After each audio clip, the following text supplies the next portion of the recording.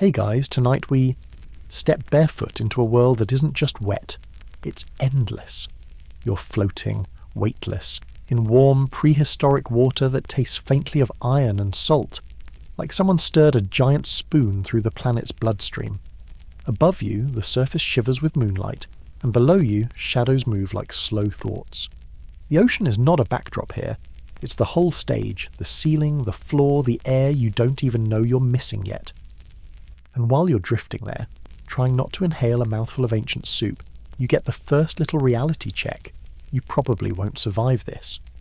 Not because anything is necessarily hunting you, though yes, something probably is, but because you don't have the right parts yet. No lungs, no legs, no handy thumbs for a last-second nope and climb out. Just you, in the most committed bathtub in history. So before you get comfortable, take a moment to like the video and subscribe, but only if you genuinely enjoy what I do here. And while you're here, drop a comment telling me your location and your local time, because it's always kind of wild to think of you listening to this story while the real ocean is doing its own thing somewhere else. Now dim the lights, maybe turn on a fan for that soft background hum, and let's ease into tonight's journey together. You don't have to believe the ocean made you. You just have to feel how reasonable it is, at least at first, that life begins where everything you need is already dissolved. Floating, drifting, waiting. The oldest mainstream fact you can hold on to like a little life raft is this. The earliest evidence of life on Earth comes from the deep past, so deep it barely feels like time, where microscopic organisms left chemical and fossil traces in ancient rocks, long before anything had eyes to look around. Life starts small, ridiculously small, the sort of small that would make you squint and say, okay, that's not a creature, that's a rumour. So you imagine yourself shrinking down, not as a person anymore, but as a tiny, soft-bodied passenger in the ocean's early ages. The water isn't clear like a tropical postcard. It's cloudy with minerals, with drifting particles, with the constant whisper of chemistry. There's no coral reef Instagram content here. There's just the slow, stubborn work of molecules learning how to cooperate. And here comes the first big question of the night, the one printed on the title card in your brain. Did we really evolve in the ocean? If you mean, did humans specifically become human underwater? Hold that thought. But if you mean, do we ultimately come from an unbroken chain of ancestors that lived in the sea? Then yes, in the broad sense, your family tree has wet roots. The ocean is the original hometown. Your farthest grandparents weren't apes, or mammals, or even fish. They were simpler than that. They were the kinds of living things that don't hunt so much as exist aggressively. You drift over a field of microbial mats, thin living carpets that cling to rock and ooze a kind of quiet determination. They don't roar or chase. They just photosynthesize or ferment, or do whatever early microbes do when the world is young and the rules are still being written. If you listen closely, you can almost hear the planet learning to breathe, one tiny chemical reaction at a time. And yes, it's a little poetic, but also it's practical. The atmosphere back then is not your atmosphere. Oxygen, the stuff you currently treat like a basic right, has to be manufactured by life before it can be casually inhaled by life, which is a very rude requirements list, honestly. Now you glide forward in time like the ocean is carrying you on a conveyor belt made of millennia, and you start to notice something. The sea doesn't just hold life, it shapes it. If you live suspended in water, you don't need bones to hold you up. You don't need sturdy legs. You can be soft, frilly, and weirdly confident about it. This is where so many animal body plans appear. Some that stick around, some that feel like the ocean tried a concept and then quietly deleted the folder. Here's a quirky tidbit to tuck under your pillow. Some scientists have suggested that early life might have gotten key ingredients, or at least key chemical nudges from outside Earth, delivered by meteorites rich in organic molecules. It's not aliens built as a fish, don't worry. It's more like the universe maybe sprinkled some extra baking soda into the cosmic cake mix. This idea flirts with a concept called panspermia, which isn't mainstream as the answer, but it's popular enough as maybe a helping hand thought experiment. The ocean, in that view, is still the kitchen. It's just possible some of the spices came in on a space rock. And if that doesn't make you look at shooting stars differently, I don't know what will. But even without any cosmic seasoning, the ocean is where the earliest big evolutionary experiments run. You move through eras where soft-bodied creatures drift like living lace. Some have simple nerve nets, some pulse like jelly, some crawl across the seafloor like slow questions. And then, because the ocean never stays boring for long, you reach a moment when life becomes more complicated in a very specific direction. Bodies start organising, cells start specialising, structures begin to repeat with purpose. It's like the sea is slowly inventing engineering. You hover in that hazy zone where animal becomes a more meaningful word. And somewhere in this blur, a lineage begins that will matter to you in a personal way. Not because it looks like you, oh no, it doesn't, but because it belongs to the branch of animals that will one day have backbones, the kind of lineage that eventually gets skulls, jaws, limbs, and the confidence to leave the water like it owns the place. Now, you might be tempted to picture evolution as a straight ladder. Microbes, then fish, then amphibians, then reptiles, then mammals, then humans. Ta-da! But you're not climbing a ladder tonight. You're wandering a maze. Life branches and dead ends and loops. It tries things. It abandons things. It reinvents things. If evolution had a personality, it would be that friend who starts 10 hobbies, gets really good at 3, then drops 2 because they discovered sourdough. And historians still argue whether the most dramatic bursts of early animal diversification were driven mainly by rising oxygen levels, ecological arms races, or genetic toolkits reaching a tipping point. That's your first open scholarly debate phrase to keep the rules happy and your mind curious. Because even when we have fossils, chemistry, and models, there's still a fog around the why now of life's big leaps. As you float deeper into this ancient sea, you begin to sense the quiet pressure of the planet itself. Tectonic plates shift. Volcanoes cough minerals into the water. Currents circulate nutrients like invisible highways. The ocean is never still. It's an enormous mixing bowl, and everything alive is being stirred. Here's your first light joke. Because you deserve a tiny smile before the timeline gets heavy. If you think your group chat is chaotic, imagine being a single-celled organism trying to survive in an ocean where the weather forecast is random volcano soup and the sun occasionally decides to fry everything. No notifications, no mute conversation, just vibes and survival. And yet survival works. Over and over, life persists long enough to innovate. Now you start noticing a theme that will echo through the entire story. Transitions. The ocean is not just where life begins, it's where life repeatedly returns for upgrades, for experiments, for second attempts. Even much later, when land is conquered, certain lineages will dive back into the sea like they forgot their keys, but for now we're still in the beginning, where the ocean is the only address. Yes, you drift toward the time when more recognisable creatures, still ancient, still strange, begin to populate the water. You sense predators and prey emerging as roles, not just accidents. A body that can move faster, a mouth that can grab, a nervous system that can react. The ocean is building the first real dramas, the first chase scenes, the first you blink and your dinner moments. Second light joke, softly delivered like a pillow. You know how some people say they're not a morning person? In this ocean, you're not an existing person. You're a please don't get eaten person, different vibe. And this is where you feel the question again, heavier now. Did we really evolve in the ocean?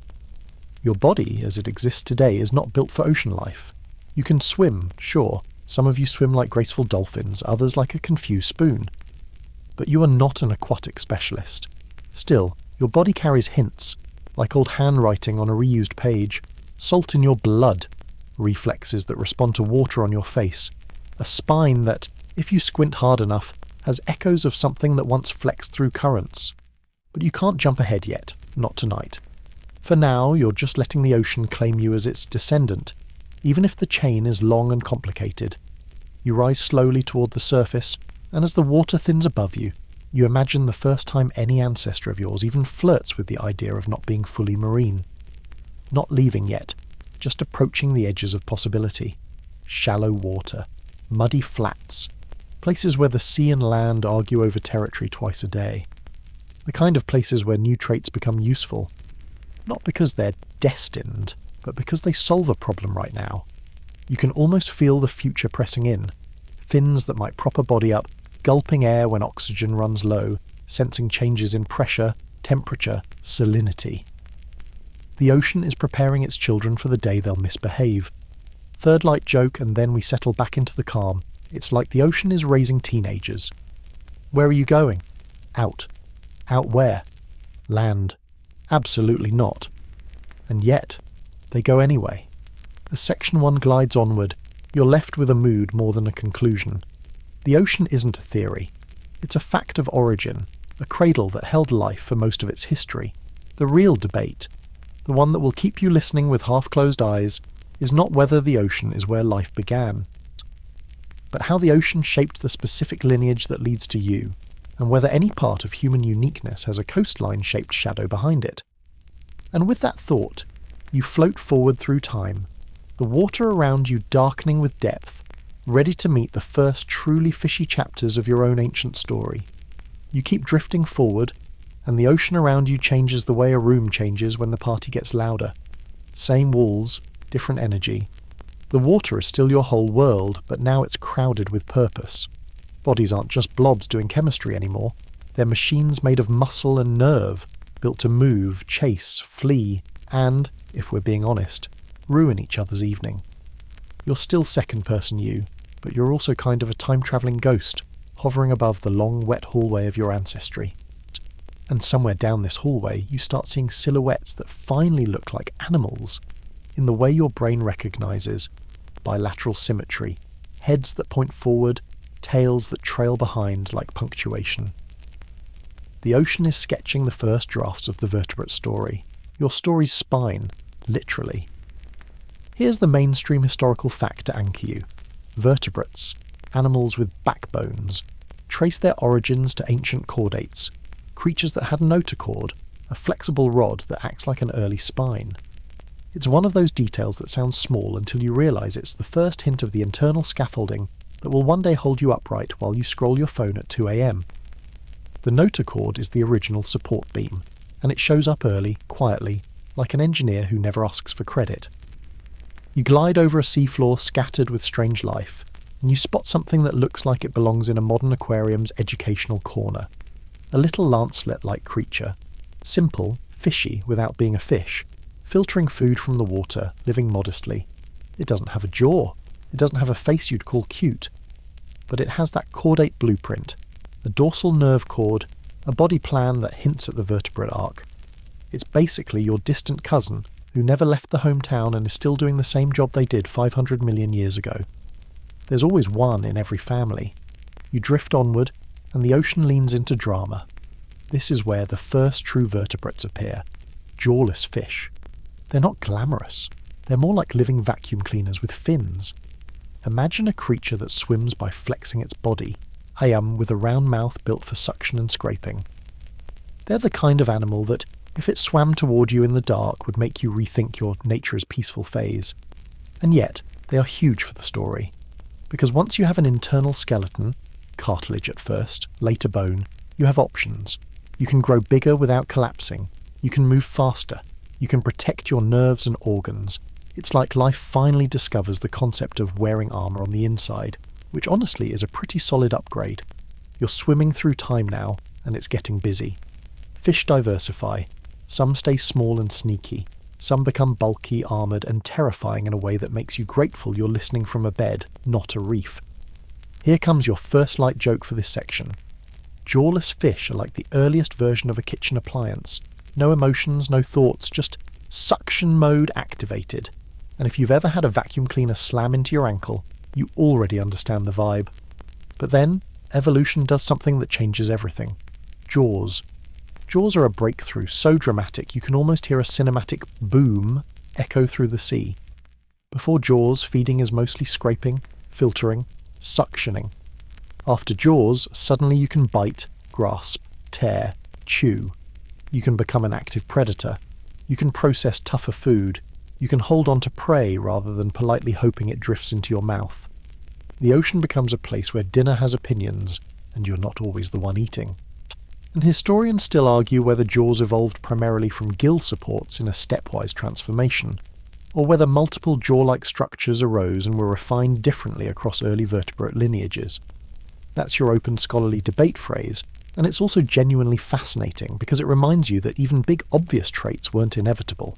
They were jury-rigged solutions, repurposed parts, ancient anatomy doing a clever little costume change. Now you meet the two big fish teams that will matter for the rest of this saga. Cartilaginous fish and bony fish. Sharks and rays on one side, built with cartilage, flexible, tough, lightweight. Bony fish on the other, with skeletons that harden into true bone, giving them new leverage in the evolutionary arms race. You float past early sharks, and they're already doing that shark thing, sleek, efficient, slightly rude. They don't need to become more advanced in the way people imagine because they're already very good at being what they are. They are living reminders that ancient doesn't mean primitive. Sometimes it means perfected early. Second light joke. Sharks are like that one person in your friend group who figured out their whole aesthetic at age 16 and never changed. Same haircut, same confidence, same ability to ruin your day if you mess with them. But it's the bony fish that quietly become the main stage for your future. Because from bony fish, you eventually get the line that leads to tetrapods, four-limbed vertebrates, and eventually mammals and you. This doesn't mean sharks are irrelevant. It just means your particular branch of the family tree is hanging its ornaments on a different limb. Bony fish split into major lineages, and one of the most important for your story is the lobe-finned fish, Sarcopterygians. Their fins aren't just thin rays like fans. They have fleshy, limb-like structures with bones inside. Not hands, not legs, but suspicious. Like the ocean is already testing out the idea of limbs while pretending it's not. You watch one lobe-finned fish push through thick vegetation in shallow water. Its fin base contains sturdy bones, and it can brace itself against the bottom. You can almost see the mechanical advantage. In open water, sleek fins are great. In murky swamps and tidal flats, being able to prop yourself up is suddenly useful. This is where you start to feel the shoreline approaching. Even though you're still very much aquatic, the ocean is building the toolkit for leaving it. Now, here's a quirky tidbit to keep things delightfully weird. There's a long-running fascination with the idea that some monster fish of the past, like giant armoured placoderms, might have been even more formidable than we picture, possibly capable of behaviours we associate with later predators. Some reconstructions, especially older ones, turn them into near-mythic tanks. Modern science has refined a lot of this, but the fringe flavour lingers in documentaries and speculative art. The ocean is a monster factory, churning out creatures that look like they were designed by an edgy teenager with too much spare metal.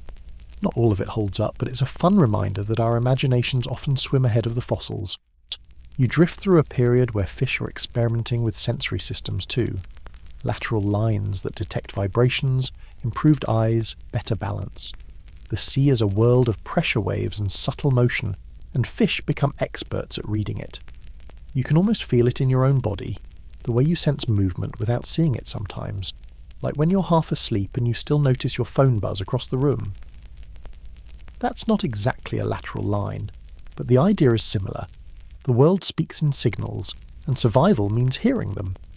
You pass a school of shimmering fish, and for a moment the ocean looks peaceful. Then something larger slides beneath them, and the school snaps into a coordinated turn like a single living thought. Predator and prey, strategy and panic.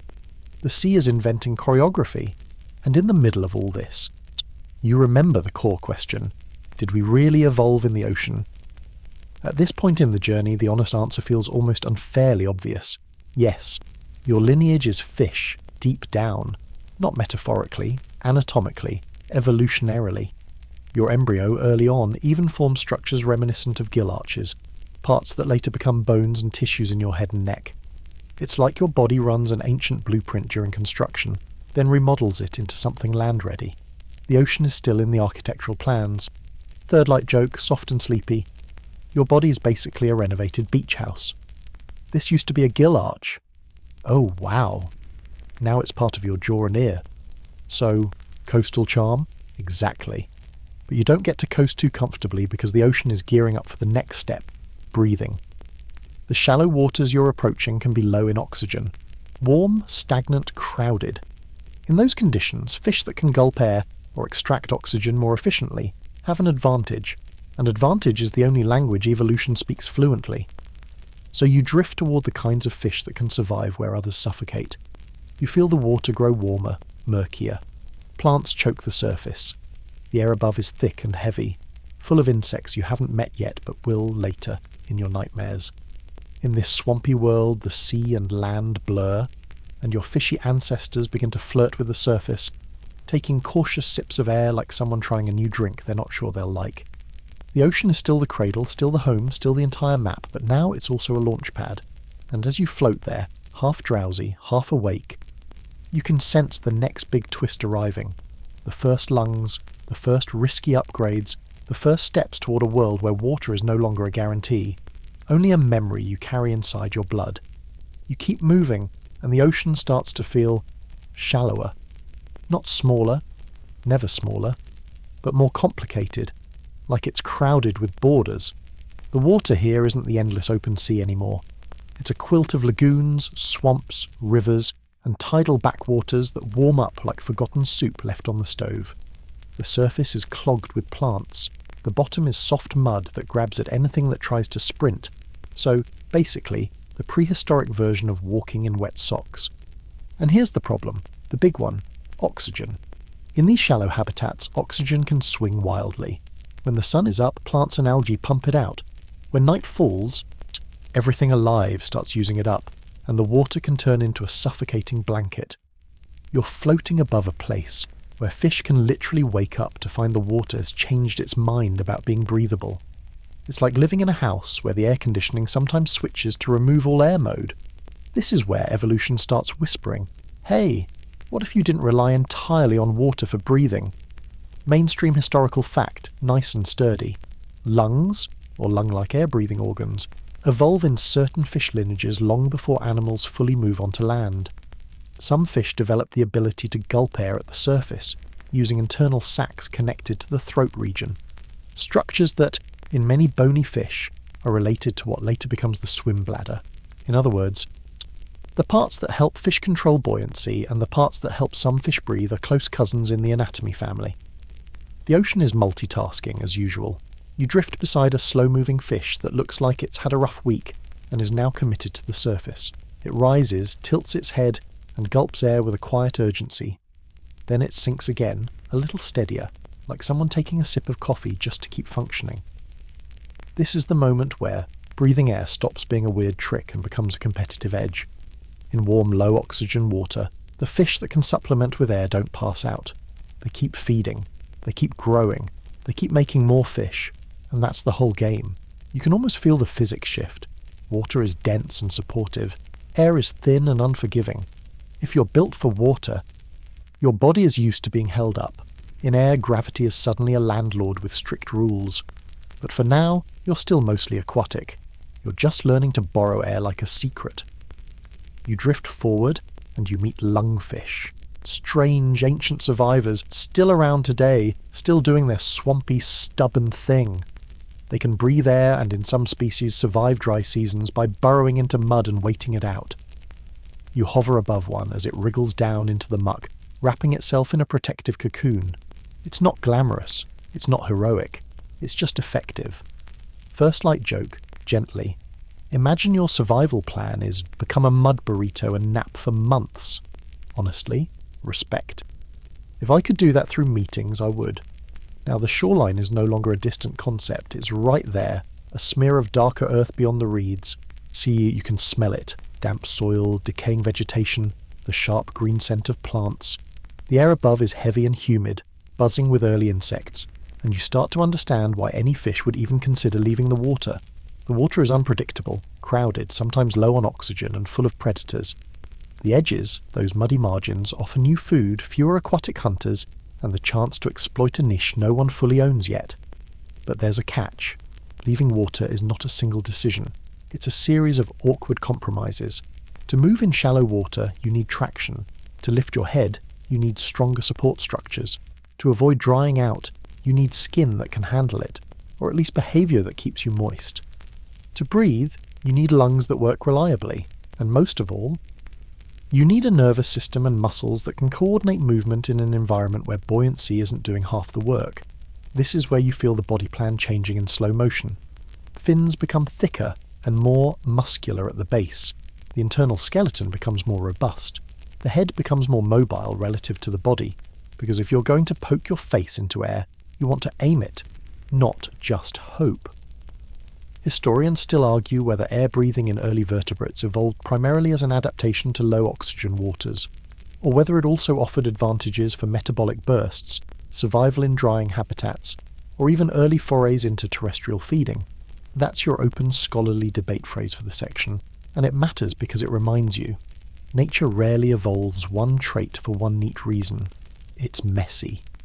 A feature can start as an emergency hack, and later become the foundation of a whole new lifestyle. Now, here comes a quirky or fringe tidbit that always makes people lean in.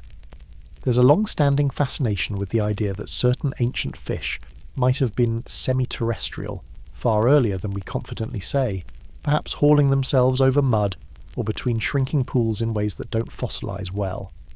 This isn't the mainstream timeline rewritten, more like a reminder that behaviour is hard to fossilise.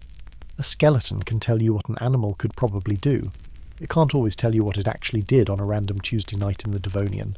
And the Devonian, for the record, this is basically the era that deserves the nickname Age of Fishes, because fish diversity explodes there like someone spilled evolutionary soda all over the place. You drift through that Devonian world, and it's lush. Plants are colonising land more seriously now, building the first forests, stabilising soils, changing rivers. The landscape is greening, and with plants come new insects, new food chains, and new reasons for animals to investigate the surface. When the land changes, the water changes too. Nutrients wash in, oxygen cycles shift, habitats fragment. You hover above a swampy channel at dusk. The water is dark tea, the surface is still. A fish rises and gulps air. Another does the same. It's not a one-off anymore. It's a pattern. Second light joke. This is the original touch grass trend, except it's touch air. And if you do it wrong, you immediately die.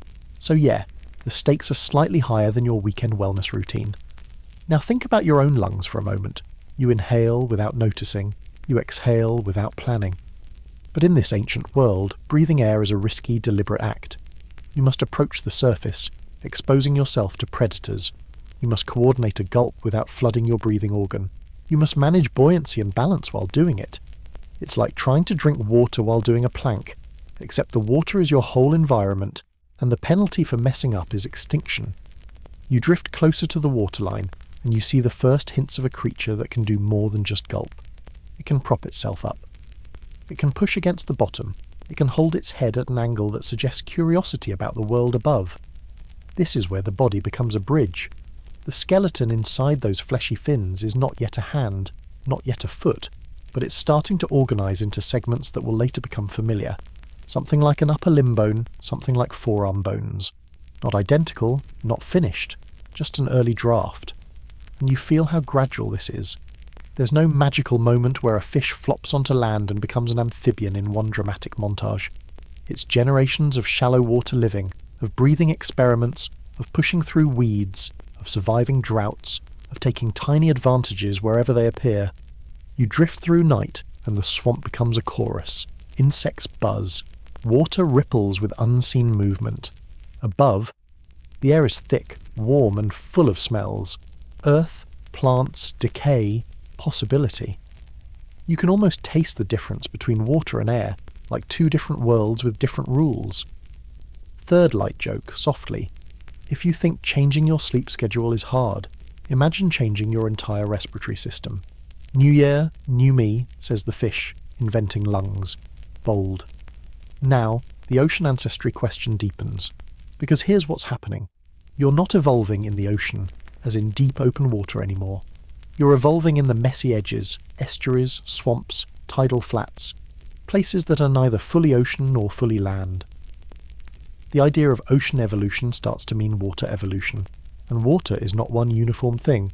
Fresh water, brackish water, honey coastal shallows, these are the transitional zones where the most dramatic body changes can make sense.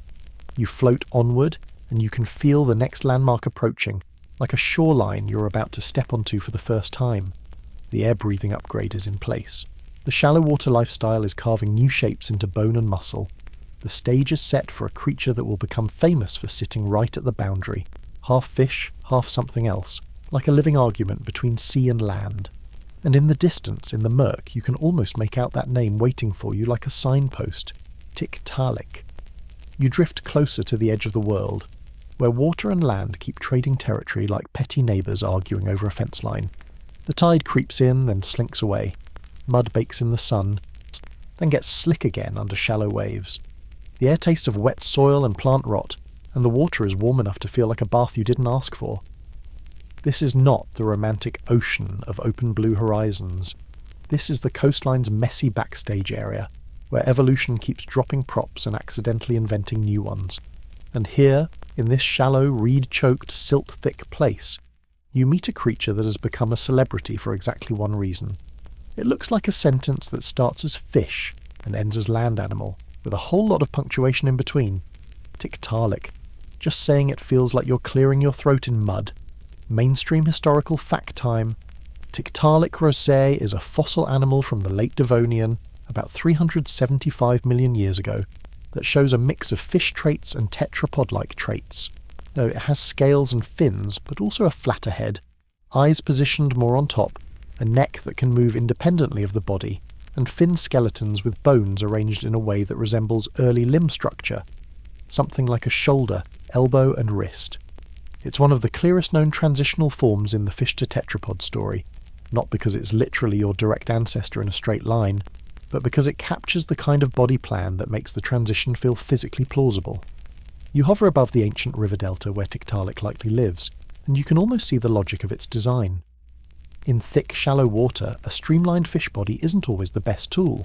You need to manoeuvre around obstacles, push through vegetation, and sometimes brace yourself against the bottom. Yimas Tiktaalik isn't leaping onto dry land like some inspirational poster.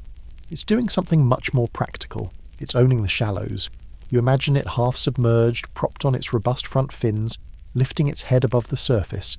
Its eyes, set high, scan the world above water. You can practically feel the advantage. If you're hunting in shallow water, being able to peek out without fully surfacing is like having periscope mode. If you're avoiding predators, it's also periscope mode. Coastal life is basically a constant game of who saw who first. First light joke, Tiktaalik is the original, I'm not going outside, I'm just standing in the doorway. Half in, half out, pretending it's not a big deal while completely changing the future of vertebrate life. The neck is one of the quietest but most important upgrades here. Fish generally don't have a neck in the way you do. Their head and shoulder region are locked together, and they turn by moving the whole body. Tiktaalik shows a loosening of that arrangement. A neck means you can move your head without moving your entire torso, which is wildly useful in shallow water and on land. You can look around, you can aim your mouth, you can gulp air with more control. It's the beginning of that head-on-a-pivot freedom you take for granted every time you lazily roll over on your pillow. You drift closer, and you picture the inside of Tiktaalik's fin.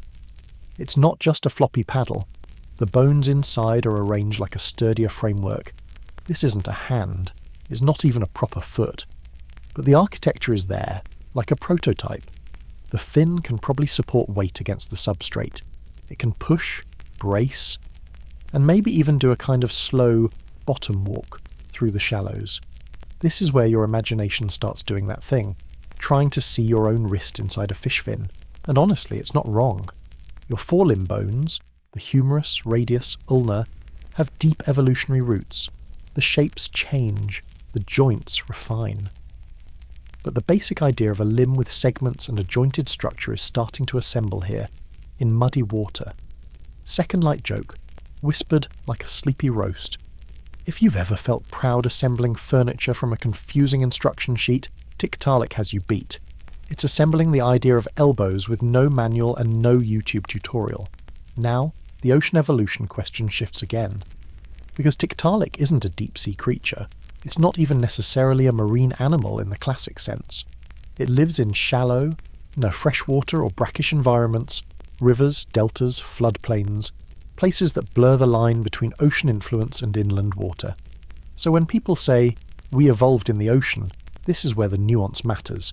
The lineage is aquatic, yes, but the dramatic steps toward land happen in these edge habitats, where water depth and oxygen levels vary, where drying events happen, where being able to prop yourself up and breathe air is suddenly a survival move instead of a weird party trick.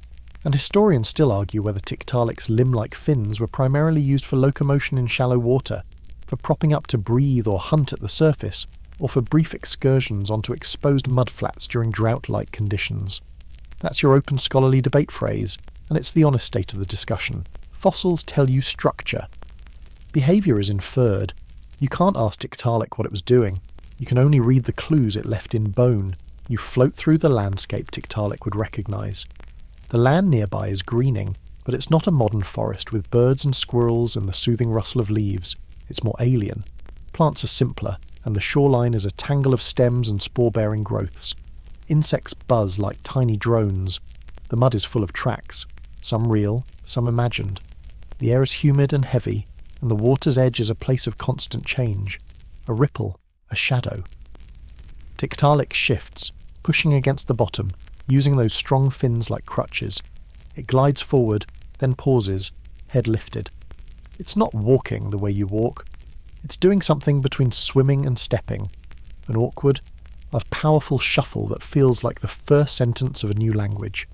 Here comes a quirky tidbit, the kind that lives in the maybe, maybe not drawer. Some fringe reconstructions and older popular accounts flirted with the idea of Tiktaalik as a bold landcrawler, almost amphibian-like, striding onto beaches with dramatic confidence. Modern interpretations are usually more cautious, emphasising shallow water behaviour and limited support rather than full terrestrial swagger. But the fringe image persists because it's cinematic. It scratches that human itch for a single heroic moment. One creature crawling out, gasping, inventing land. The truth is likely quieter. Lots of creatures doing lots of small boundary crossings over a long time, most of which never fossilise. You hover above the mudflat at low tide, and you feel how dangerous it is. If you're a fish stuck in a shrinking pool, you're in trouble. If you can wriggle to the next pool, you're slightly less in trouble. If you can prop yourself up, gulp air and push across slick mud to reach deeper water, you might live. In that context, a fin that can bear weight and a head that can lift and turn isn't a curiosity. It's a life-saving hack. Third light joke, soft and sleepy. Tiktaalik is basically the prehistoric version of you scooting across the floor to grab the TV remote without fully standing up. Minimal effort, maximum evolutionary consequence. And as you keep drifting, you start noticing a pattern that will matter later when people argue about ocean origins and even the so-called aquatic ideas about humans. The big transitions aren't always about a creature becoming perfectly adapted to a new environment overnight. They're about becoming less trapped by the old environment. Tiktaalik doesn't abandon water. It expands its options. It becomes a creature of thresholds, able to exploit shallow habitats, survive low oxygen, prop itself up, maybe move between pools. It's freedom by degrees. You can feel the narrative gliding forward, no hard stop because the world doesn't pause to clap for Tiktaalik. Other creatures like it exist. Some are more fishy, some are more tetrapod-like. The shoreline is a laboratory full of experiments, and Tiktaalik is one fossil snapshot, an especially revealing one, but still a single frame in a long film. As you drift onward, you sense the next big requirement approaching. Like a checklist with a bossy tone. If you're going to truly leave water behind, not just flirt with mudflats, but establish life on land, you need a way to reproduce without returning to water. You need embryos that won't dry out. You need an egg that can carry its own ocean inside. And somewhere ahead on that slow conveyor belt of time, you can almost hear the quiet crack of a shell forming. Not a bird egg, not yet, but a revolutionary kind of package that will let vertebrates cut the umbilical cord to the water. The amniotic egg is waiting. You keep gliding forward, still hugging the coastline like it's the only safe rail in a dark hallway. The water is shallower more often now, broken into ponds and channels that shrink and swell with seasons. You can feel the sun's heat in the mud. You can smell dried plant matter turning sweet and sour at once. The world is learning what land really means. Harder surfaces, harsher air, less forgiveness.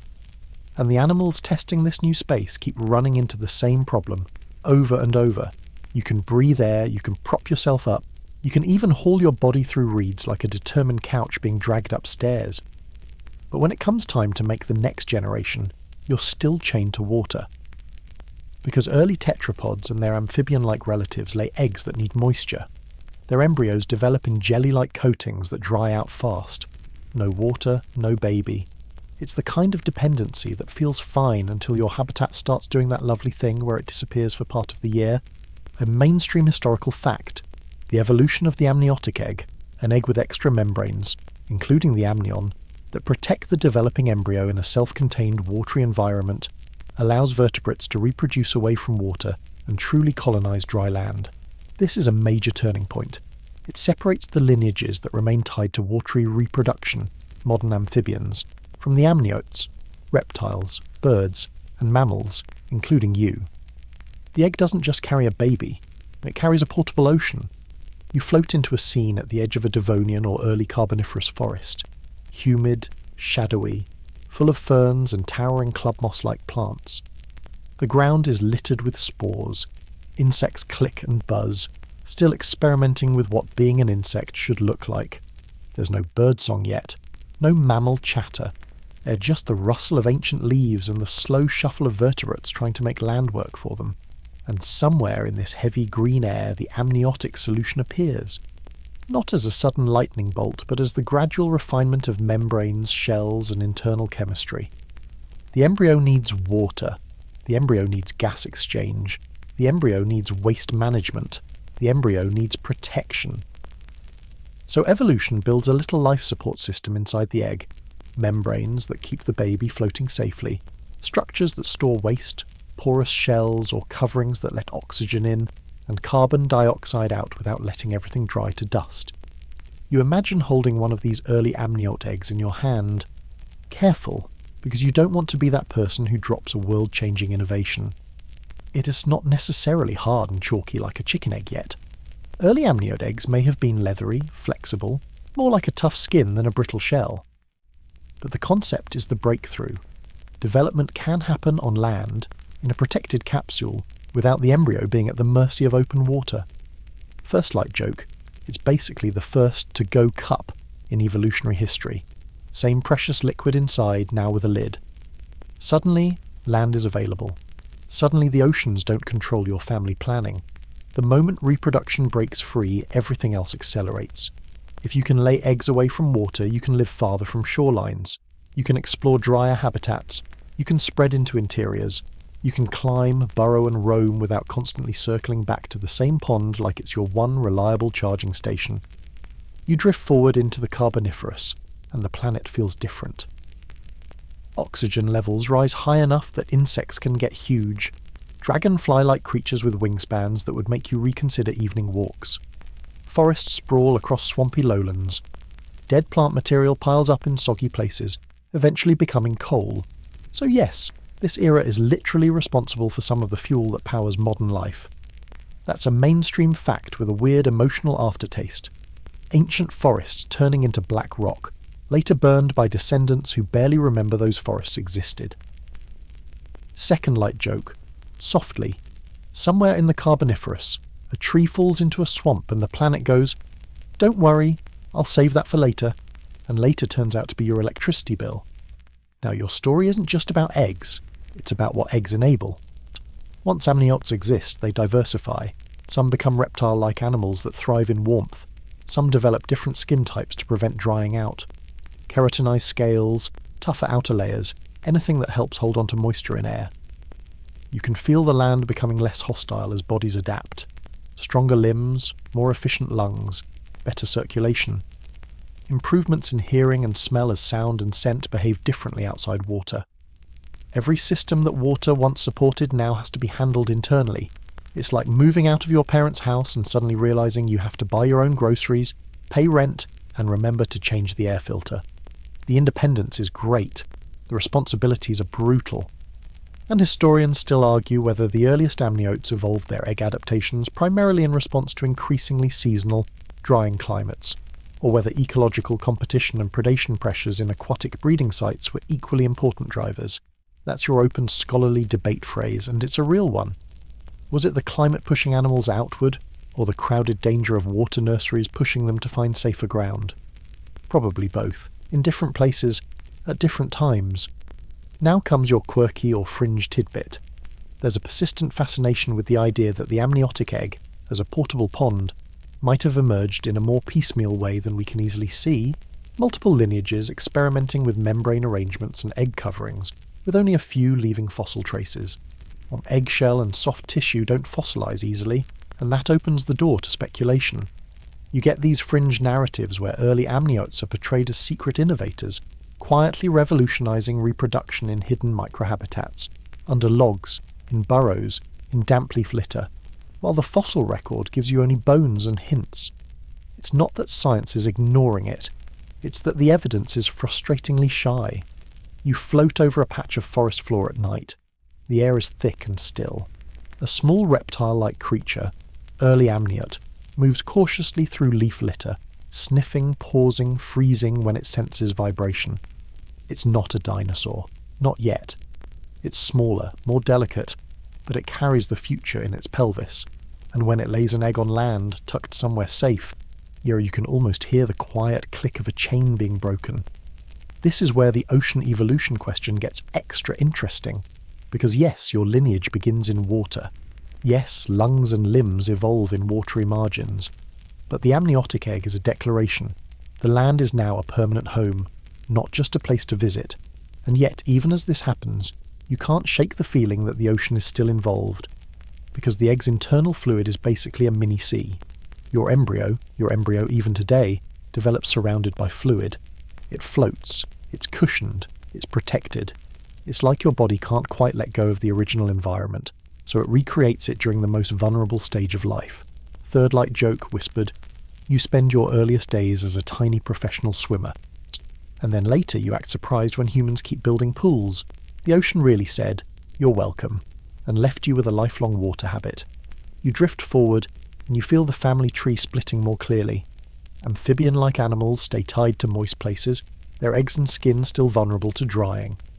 The amniotes begin to roam and diversify, gradually giving rise to reptiles, and much later, mammals. And that matters because mammals, even though they don't lay eggs in most cases, are still amniotes. The amnion exists in human development. It's in you. It's part of your origin story. Now the world doesn't just open, it becomes dangerous in new ways. Land habitats bring new predators, new prey, new weather, new extremes, heat, cold, drought. And with expansion comes vulnerability. When ecosystems get complex, they can also collapse spectacularly. As you glide onward, you can sense a looming shadow in the timeline, moments when the planet hits reset. Mass extinctions, the brutal punctuation marks of Earth history, where entire groups vanish and survivors inherit an emptied world. You can almost feel the ground tremble with distant volcanic unrest, the slow grinding of climate shifts, the whisper that nothing stays stable forever.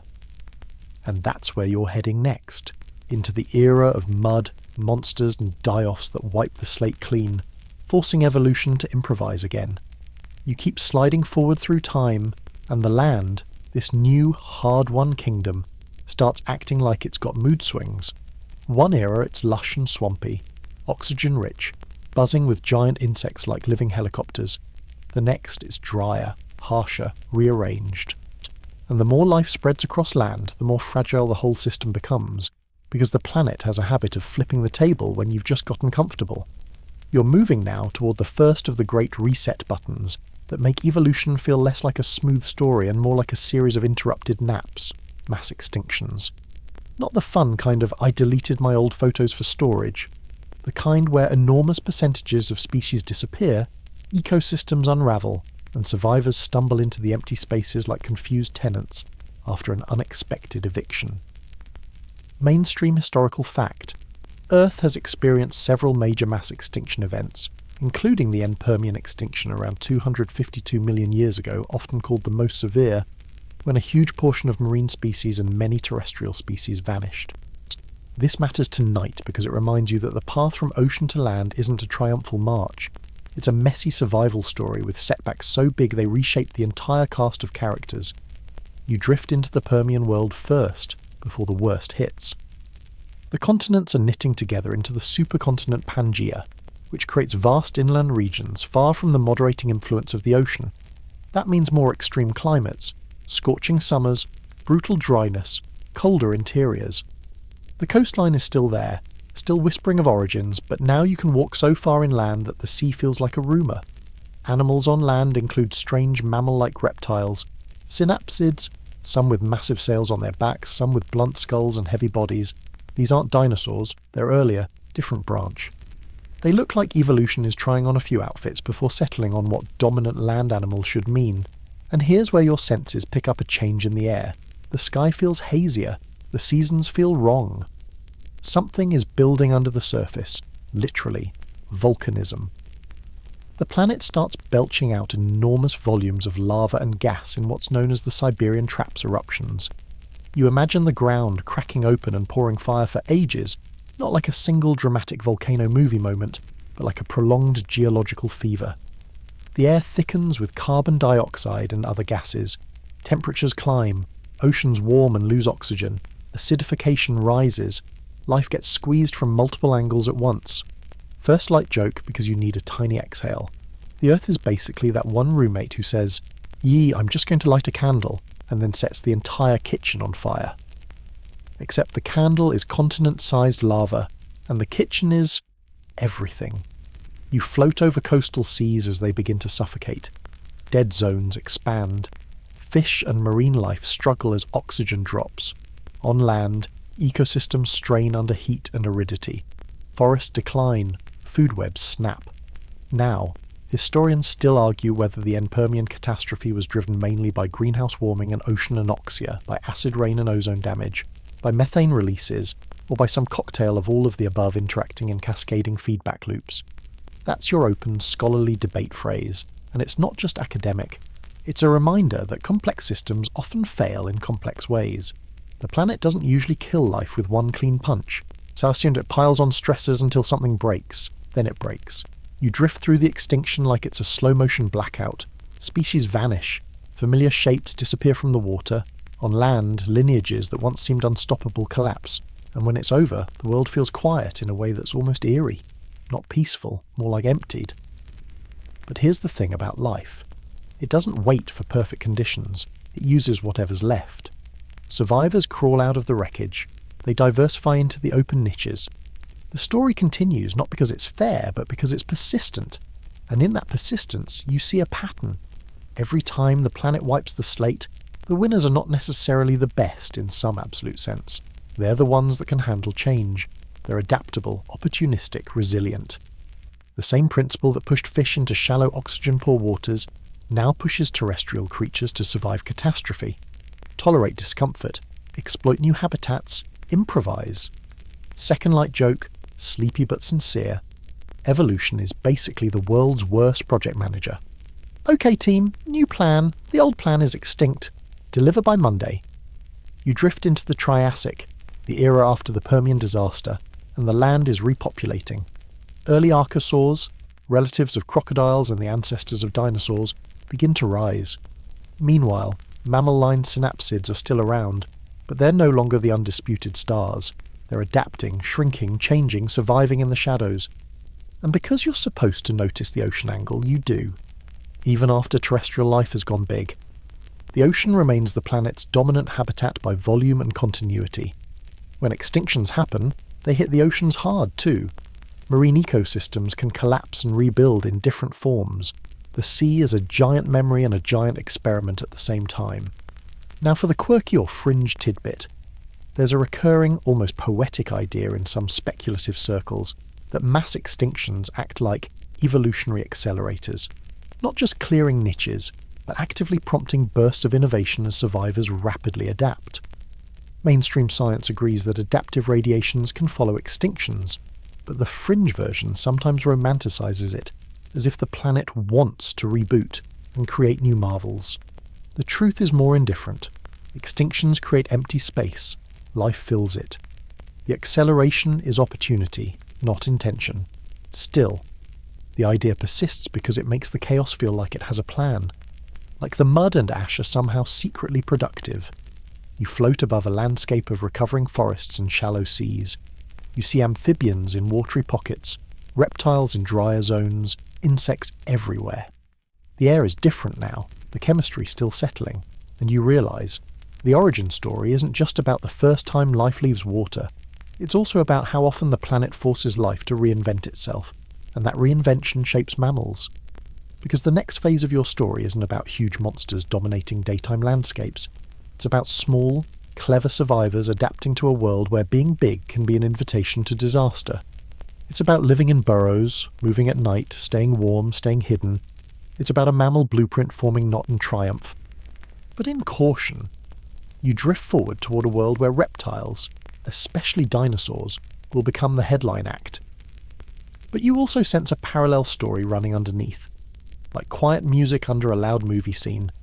The story of tiny proto-mammals and mammal-like creatures that survive by being quick, warm-blooded-ish, and annoyingly persistent. Before you get there, you pass another extinction checkpoint, the end Triassic event. One more shake of the snow globe that helps dinosaurs rise even higher. The planet keeps rearranging its furniture, and life keeps finding new places to sit.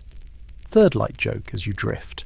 Imagine finally finding the perfect spot on the couch, then the Earth yells, redecorating, and throws a volcano at you.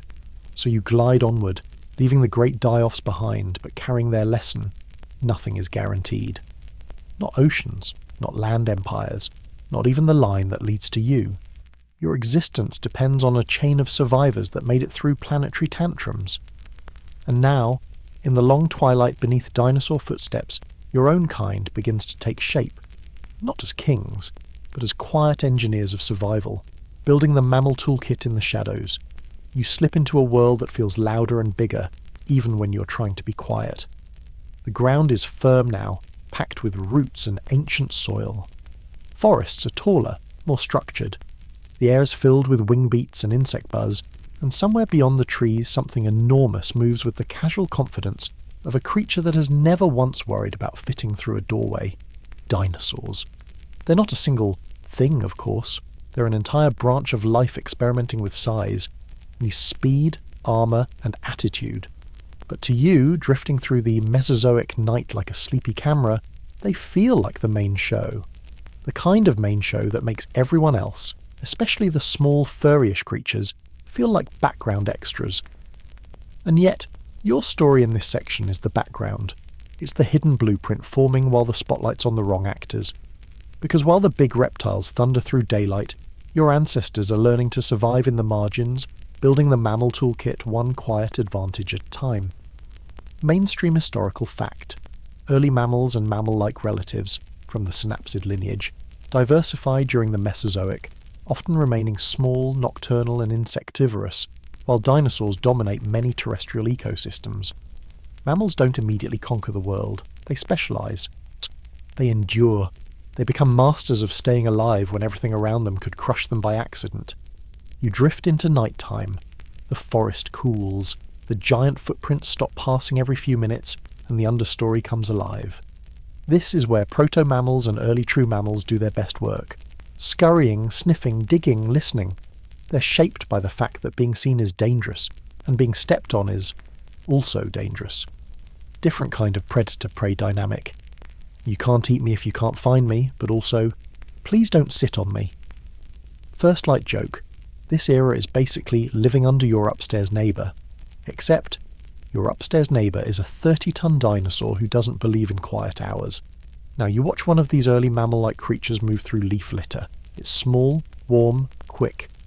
It has fur, or proto-fur, helping it regulate body temperature. It likely produces milk or something close to it in its lineage history. A way to feed young without relying on constant foraging by helpless babies. It has differentiated teeth, incisors, canines, molars, specialised tools for chewing a variety of foods, and chewing matters more than it sounds. Better chewing means better digestion. Better digestion means more energy.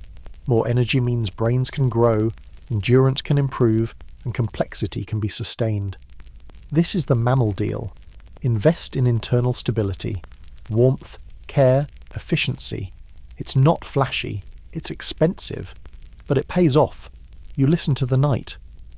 The small mammal's hearing is sharp, maybe helped by tiny bones in the middle ear. Structures that in mammals evolved from parts of the jaw in earlier ancestors. It's one of those anatomical stories that feels like a magic trick. Bones that once helped you bite become bones that help you hear. The world shifts and old parts take on new jobs. Second light joke, softly. Your ear bones are basically former jaw employees who got transferred to a new department. Congrats, you're in audio now. You feel the ocean ancestry theme again when you realise how much of mammal physiology still carries deep watery history. Your inner ear balance is fluid. Your blood chemistry clings to salty norms. Your development still happens in fluid environments. Even as mammals become land specialists, they remain, in subtle ways, creatures that manage water internally like it's precious, because on land, it is. Now comes the open scholarly debate phrase. Historians still argue whether early mammal nocturnality was primarily a response to dinosaur dominance and predation pressure, or whether it emerged from ecological opportunities like nighttime insect activity and temperature advantages that made small endotherms more competitive after dark. In other words, did dinosaurs push mammals into the night, or did mammals choose the night because it was profitable? The answer could be both, depending on which mammal you're talking about and which patch of the ancient world you're watching. You drift through a burrow entrance. The air inside is warmer, steadier. The smell is earthy, musky. A small mammal curls up, tail wrapped around its body. This is another mammal advantage, behaviour that creates microclimates. Burrows reduce temperature swings. Nests insulate. Fur holds heat. Mammals build tiny controlled worlds inside the bigger unpredictable world, almost like carrying a little indoors with you wherever you go. And here you see something else, parental care. In many mammals, the young are helpless longer. That's risky, but it allows learning, brain development, and more complex behaviour. If you're thinking ahead, you can already see the shadow of primates in this. Big brains supported by long childhoods. But we're not skipping ahead. We're staying in the small, squeaky nighttime reality where survival means sharp senses and faster reflexes. Now, for the quirky or fringe tidbit, there's a long-running fascination with the idea that some early mammals might have had more diverse lifestyles than we once assumed. Semi-aquatic habits, gliding, even early digging specialists, far earlier in the Mesozoic than the classic all mammals were tiny shrews picture suggests. Some fossil finds and trackways hint at surprising variety. The fringe version exaggerates this into a whole secret mammal renaissance happening under dinosaur noses. The mainstream view is more measured. Many mammals were indeed small, but they were not all identical, and ecological diversity likely existed. It's just that tiny bones fossilise less often, and our view is biased by what gets preserved. You drift toward a stream cutting through the forest. Moonlight glitters on the surface. A small creature approaches the water's edge. Careful, twitchy. Water is danger and opportunity. Drink and you live, linger and you get ambushed. The ocean is far away, but water still dictates behaviour. It's still the original law. You watch the mammal lap quickly, then vanish into cover. It's a blink of movement, but it's also the continuation of a lineage that began as fish. That's the strange continuity. Your ancestors go from ocean swimmers to swamp gulpers to egg layers on land to nocturnal furballs under dinosaur feet. The environments change, the bodies change, but the chain doesn't break. Third light joke, whispered, your family history is basically a series of increasingly complicated excuses to avoid being eaten. Can't catch me, I'm in water. Can't catch me, I can breathe air. Can't catch me, I laid my egg on land. Can't catch me, it's night time. Honestly, iconic. As you drift forward, you notice that mammals are refining a set of traits that will matter enormously later. Efficient breathing with a diaphragm, improved circulation, higher metabolic rates, and more complex brains. These aren't better in a universal sense. They're costly. They require more food. They demand stable internal regulation. But they make mammals adaptable across climates and lifestyles. And climates, of course, keep changing. You feel the long Mesozoic stretch, Triassic into Jurassic into Cretaceous, like a slow river. Dinosaurs diversify into every shape, small feathered hunters, long-necked giants, armoured tanks. Birds appear as dinosaur descendants, feathers become flight tools, the sky fills with new life. Meanwhile, mammals keep their heads down, literally and figuratively persisting in the undergrowth. But something is coming. Another reset, another slam of the door. You drift toward the late Cretaceous, and the air feels strangely tense. Like the planet is holding its breath. You don't see the asteroid yet. You just feel the fragility of dominance. Big empires fall harder, and this matters for your upcoming sections because when dinosaurs fade, Mammals surge into the open niches. Some will become massive. Some will return to the water. Yes, return, because the ocean never really lets the story end. So you keep moving forward, leaving the safe darkness of the underbrush behind, heading toward a future where mammals will stop whispering and start shouting, sometimes from the land, sometimes from the sea. You keep drifting, and the timeline does that dramatic thing where it looks stable. Dinosaurs everywhere, forests humming, seas full of reptiles, until it suddenly isn't. The late Cretaceous feels like a world that thinks it has time. Then, in a blink that still stretches over awful months and years, the sky delivers a problem the planet can't politely ignore. You don't need the whole catastrophe spelled out in glowing letters, but you feel it. The light dims, temperatures swing, food chains wobble, and the giants lose their footing. When the dust settles, slowly, cruelly, mammals step out of the shadows like they've been waiting for the main cast to leave the stage. Mainstream historical fact: after the end Cretaceous mass extinction, around 66 million years ago, mammals diversify rapidly into many ecological roles, a process often called an adaptive radiation. They become big. They become specialised. They explore niches that were previously dominated by dinosaurs. And here's the part that matters most for tonight's theme. Some mammals head right back to water. Not because they forgot how hard land is, though honestly fair, but because the ocean is still full of food, still vast, still full of open possibilities. And if you can solve the problems of living in water again, breathing, moving, staying warm, you can claim a kingdom that's always been there, waiting. You glide over a coastal shoreline millions of years after Tiktaalik and the amniotic egg, and you see mammals doing something that feels like a twist and a callback at the same time. Remember how hard everyone worked to leave water behind? Yeah. Now some of your distant cousins are like, actually, the sea is kind of nice. First light joke, it's the ultimate moving back in with your parents arc. You leave the ocean, declare independence, build a whole land empire, then return to the sea because the rent is cheaper and the buffet is infinite. The return to water happens more than once. Different mammal lineages do it independently. That's the key. It's not one single back to the ocean event. It's multiple groups, at different times, re-entering aquatic life for different reasons. That's part of why it confuses people who want evolution to be a straight road. It's not a road. It's a looping trail with lots of side quests. You meet the first big returning stars, the ancestors of whales. Whales are mammals, warm-blooded, air-breathing, milk-producing. And yet, they become some of the most completely aquatic large animals ever to exist.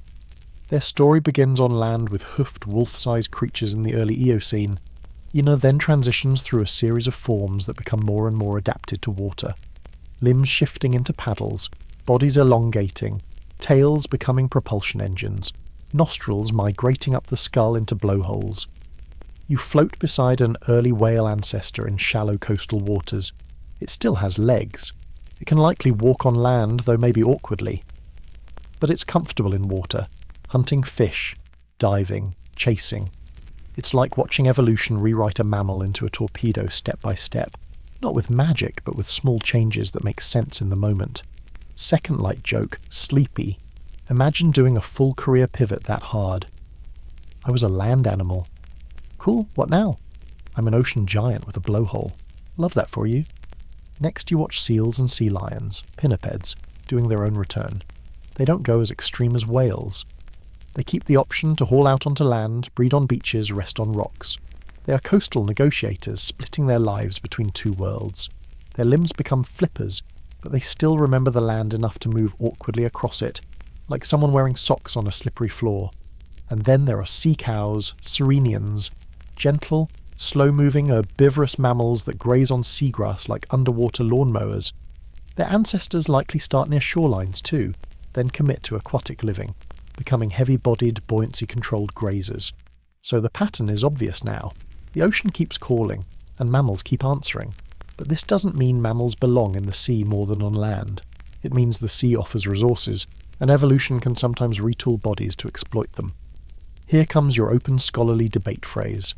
Historians still argue whether the primary driver for mammal returns to water was food abundance and reduced competition, climate and habitat shifts along coastlines, or predator-prey dynamics that made aquatic hunting and grazing increasingly profitable.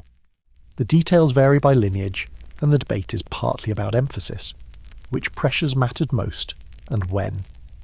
Now for the quirky or fringe tidbit. There's a long-running romantic idea, especially in older popular writing, that whales regretted land and chose to return to the sea as if they were consciously answering some ancient call. It's poetic, and it makes for dramatic narration. But it's fringe in the sense that it anthropomorphizes evolution. Modern science reads it as incremental adaptation and selection, not longing. Still. The poetic idea sticks because it feels like a myth. The sea reclaiming its children. And myths are sticky. They cling to the mind like salt on skin. You drift with a pod of early whales, and you feel the engineering challenges stack up.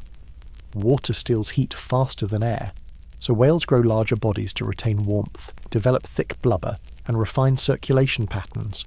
Water demands streamlined movement, so their bodies become sleek, their limbs reduce, their tails take over propulsion. Water changes how you hear and communicate. So whales develop complex hearing adaptations and later, astonishing vocal behaviours. The ocean doesn't just accept you, it forces you to become something else. And this is the section where the "did we evolve in the ocean" question starts to get mischievous. Because if some mammals return to water and become fully aquatic, it becomes tempting to imagine that our lineage might have taken a similar detour. That temptation will bloom into a famous controversial idea later. But you're not there yet. You're just feeling the setup. Mammals can go back. The ocean is not a one-way door. Third light joke, evolution doesn't believe in no take-backs. It's like, sure, go back to the sea. Just don't complain when you have to move your nostrils to the top of your head. As you drift over warm Eocene seas, you see coastlines lined with mangroves and shallow bays.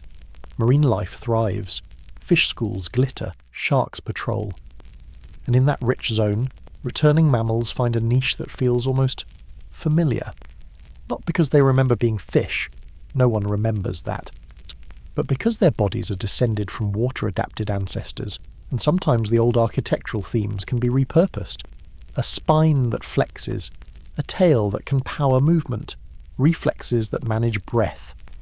The basic vertebrate toolkit was forged in water. Mammals simply modify it again. You hover beside a seal sliding through cold water, then popping up to breathe.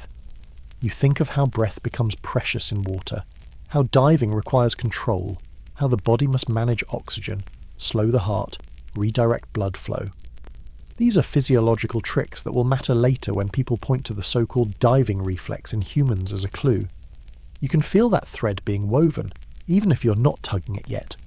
You watch sea cows grazing, slow and steady, their bodies heavy and calm. You watch whales cruising, their tails driving them with quiet power. The ocean is once again full of mammals, but in a new way. Mammals that are not primitive throwbacks, but advanced specialists. And this is the unsettling beauty of the loop.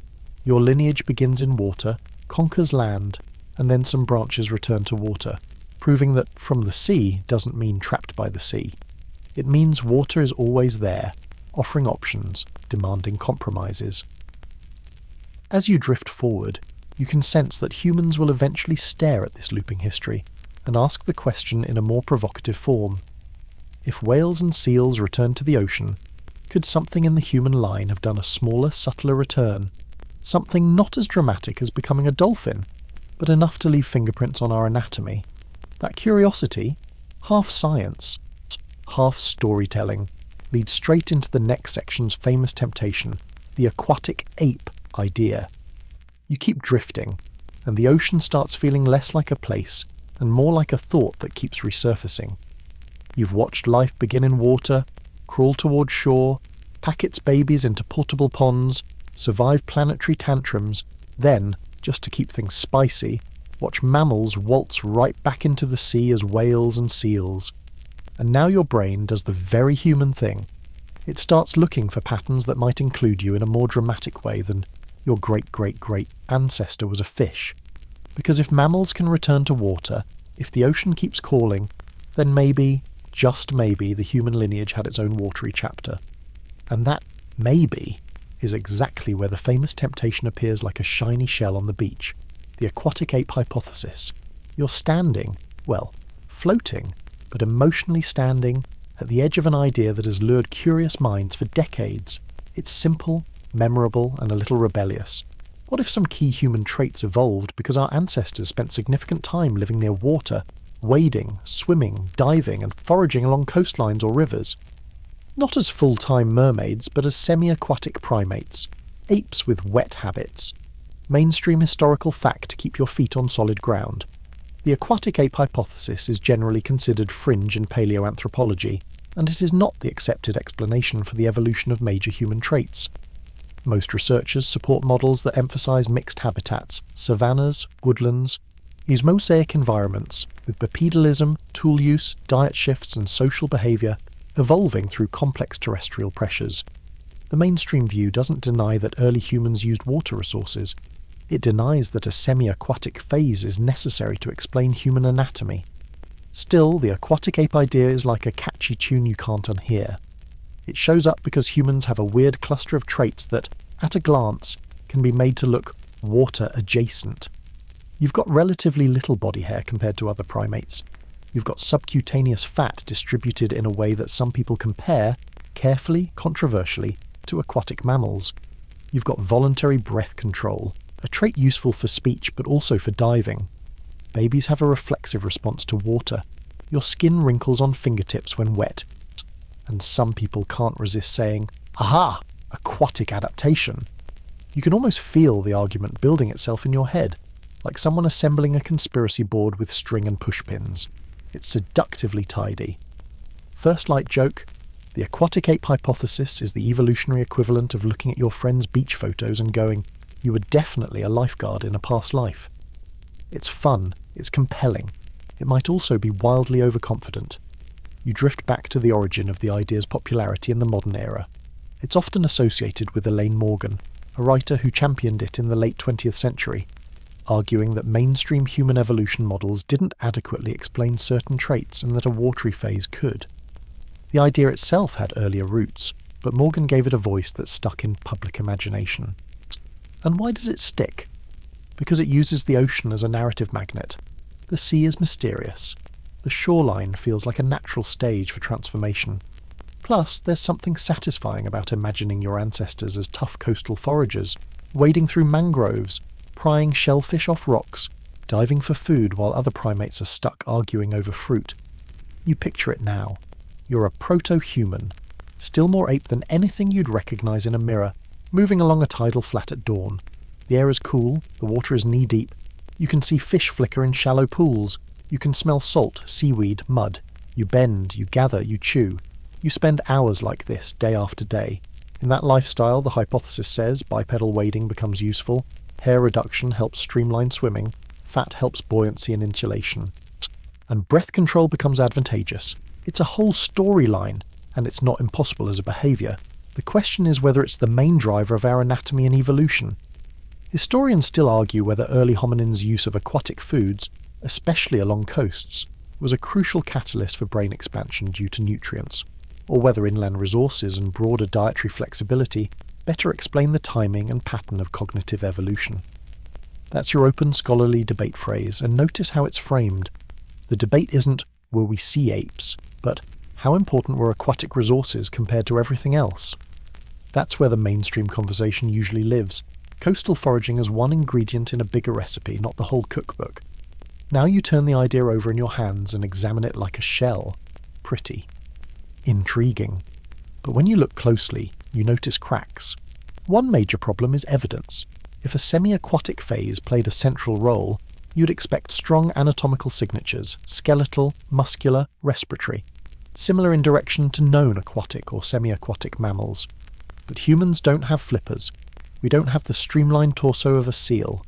We don't have the specialised nostril placement of a whale. We can swim, sure, but we're not built as swimming specialists. We're built as endurance walkers and runners with hands that are suspiciously good at manipulating objects. Another problem is timeline and context. A lot of the traits the aquatic hypothesis tries to explain, like bipedalism, show up in fossil contexts that often suggest mixed woodland and open habitats, rather than purely coastal environments. And while coastlines are fantastic places to preserve shells and sediments, They can be tricky for preserving the exact kinds of hominin fossils you'd want for a clean, obvious coastal phase story. The fossil record is patchy, and the ocean isn't a neat historian. Second light joke. The shoreline is basically the world's worst filing cabinet. Everything gets shuffled, soaked, buried, eroded, and then someone hands you one bone fragment and says, "Good luck writing the family biography." And yet, the aquatic ape hypothesis keeps resurfacing because it points at real puzzles. Hairlessness is a puzzle. Fat distribution is a puzzle. Certain aspects of human infant behaviour are puzzling. The question is whether water explains them better than other pressures. Take hairlessness. The aquatic hypothesis says less hair helps swimming, reduces drag. But hairlessness could also relate to thermoregulation, sweating efficiently in hot climates, cooling the body during long-distance movement. Humans sweat a lot. Like, a lot. It's one of our weird superpowers, and sweating works best when you have less fur-trapping heat. That explanation doesn't require a watery phase. It requires a hot world and a lifestyle involving endurance. Take body fat. The aquatic hypothesis says fat helps buoyancy and insulation. But fat also stores energy, supports brain growth, and buffers against unpredictable food availability. Humans also have unique life history patterns, long childhoods, big brains, high energy demands that could favour different fat strategies without any beach required. Take breath control. The aquatic hypothesis likes diving. Mainstream models point to speech, vocal control, and the social and cognitive complexity that comes with language. Breath control is useful underwater, sure, but it's also useful when you're telling a story, singing, shouting, or whispering. You probably won't survive this into a microphone at midnight. Now for a quirky tidbit that sits right on the edge of serious and strange.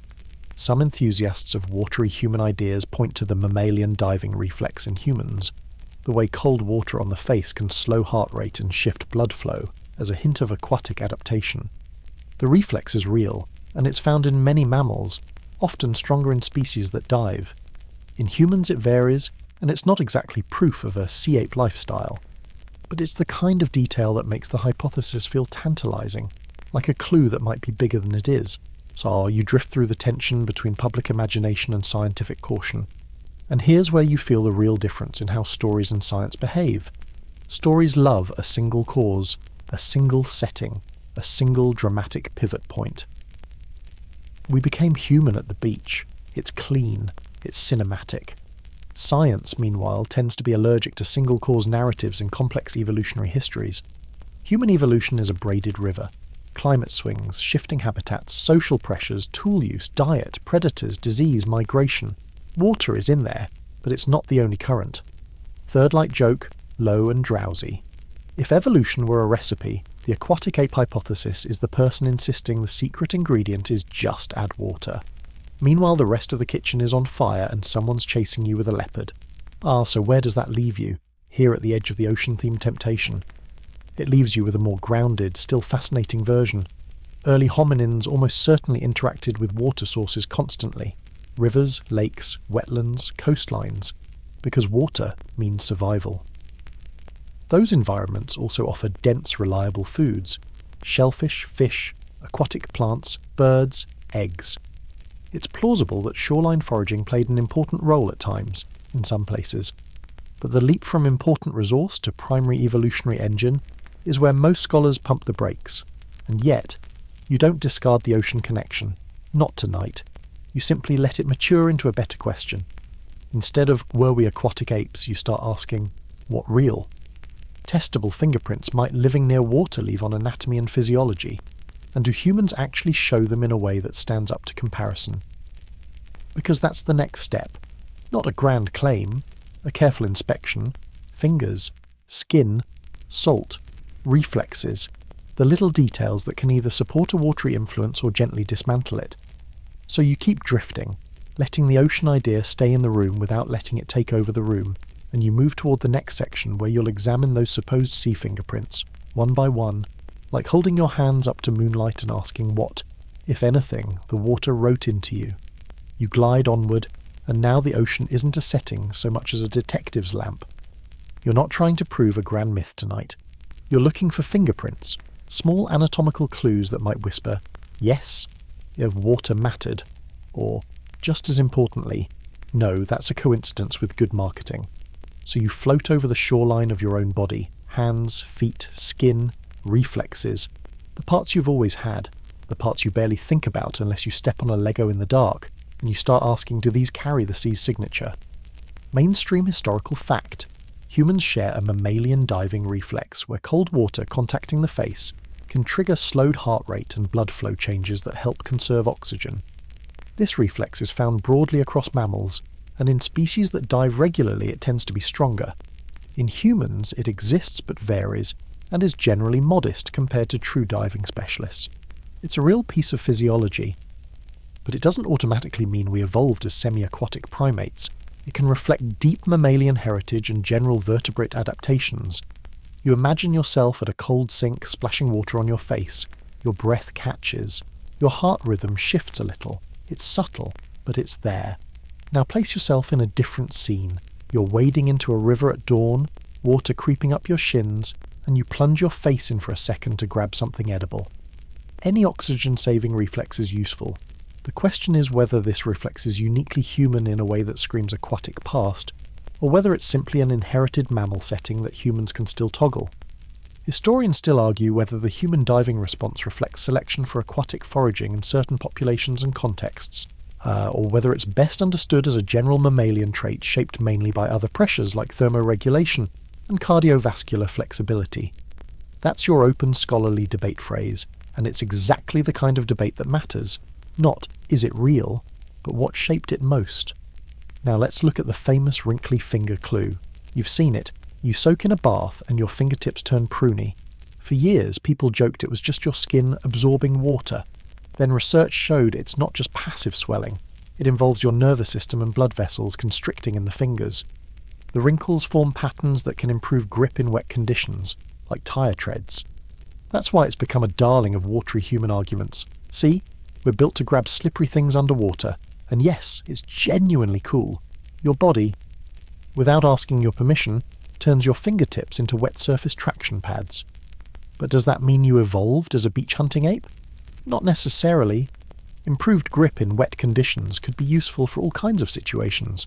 Climbing wet vegetation, handling food in rain, moving through damp environments, or even simply not dropping things when everything is slick. Wet doesn't always mean ocean. Sometimes it just means the planet is frequently soggy.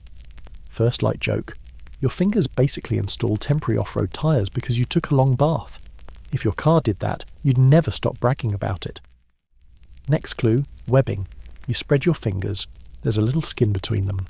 Some people point to that and go, aha, we're meant for paddling. But almost all mammals have some degree of webbing between digits during development. In humans, it usually regresses, leaving a small amount. In some cases, a condition called syndactyly leaves more webbing, which is a developmental variation, not a secret aquatic badge. So again, the question is comparative. If humans were shaped strongly by water locomotion, you might expect more consistent functional webbing, like in otters or seals. Instead, our hands are optimized for grasping, throwing, and fine manipulation. They're built for tools, for climbing, for precision, for doing the delicate things that make you weirdly powerful on land. Now you examine feet. Humans have arched feet for efficient walking and running, not flippers. Toes that are shorter relative to other apes. Big toes aligned with the other toes. Not opposable like a chimp's. This is a landwalker design. It's a biped design. It's a cover distance design. Second light joke softly. If you were truly aquatic, your feet would be way cuter and way more useful. Instead, they're basically durable hiking equipment that occasionally smells like existential dread. But water still shows up in smaller ways. Consider balance in the inner ear, full of fluid. Consider how your body treats salt. Consider how your skin behaves. Here's a sensory detail moment.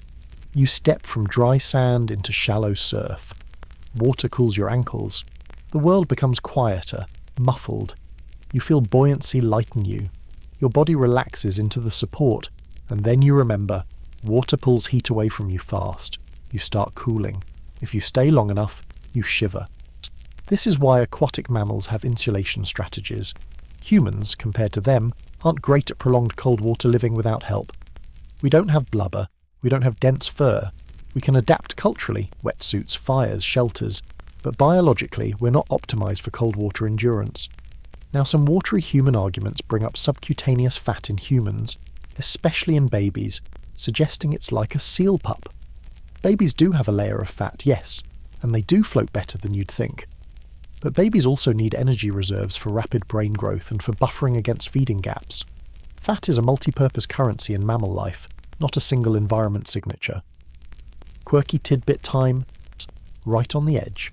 You sometimes hear claims that humans naturally know how to swim because infants show a reflexive set of movements in water. The so-called infant swimming reflex is real, in the sense that babies can display coordinated motions and hold breath briefly when submerged, but it fades, and it's not equivalent to a learned swimming skill.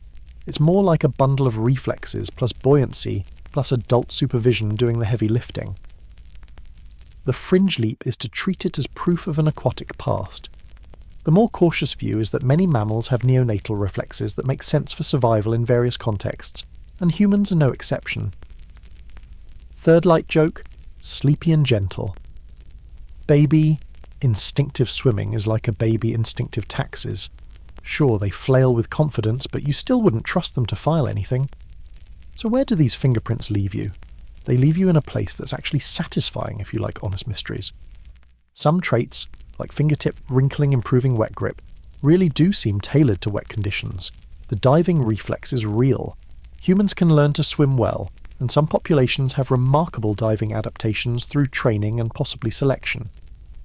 But when you zoom out, the overall human body plan screams terrestrial biped, with tool-using hands and endurance metabolism, not an animal reshaped primarily by aquatic locomotion.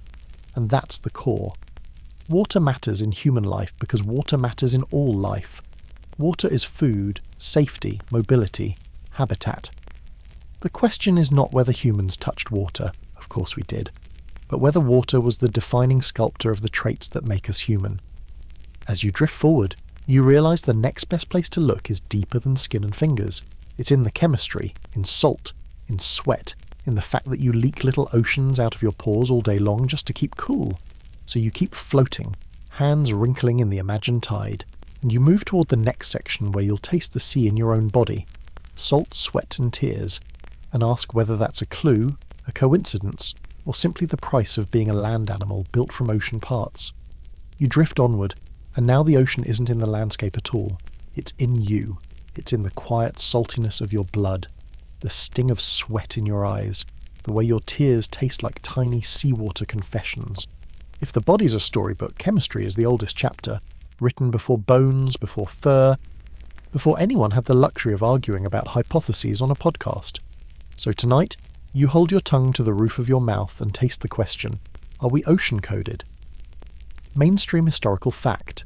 The fluid inside your body, your blood plasma and other extracellular fluids, maintains salt and mineral concentrations that are tightly regulated through kidneys, hormones, and cellular pumps.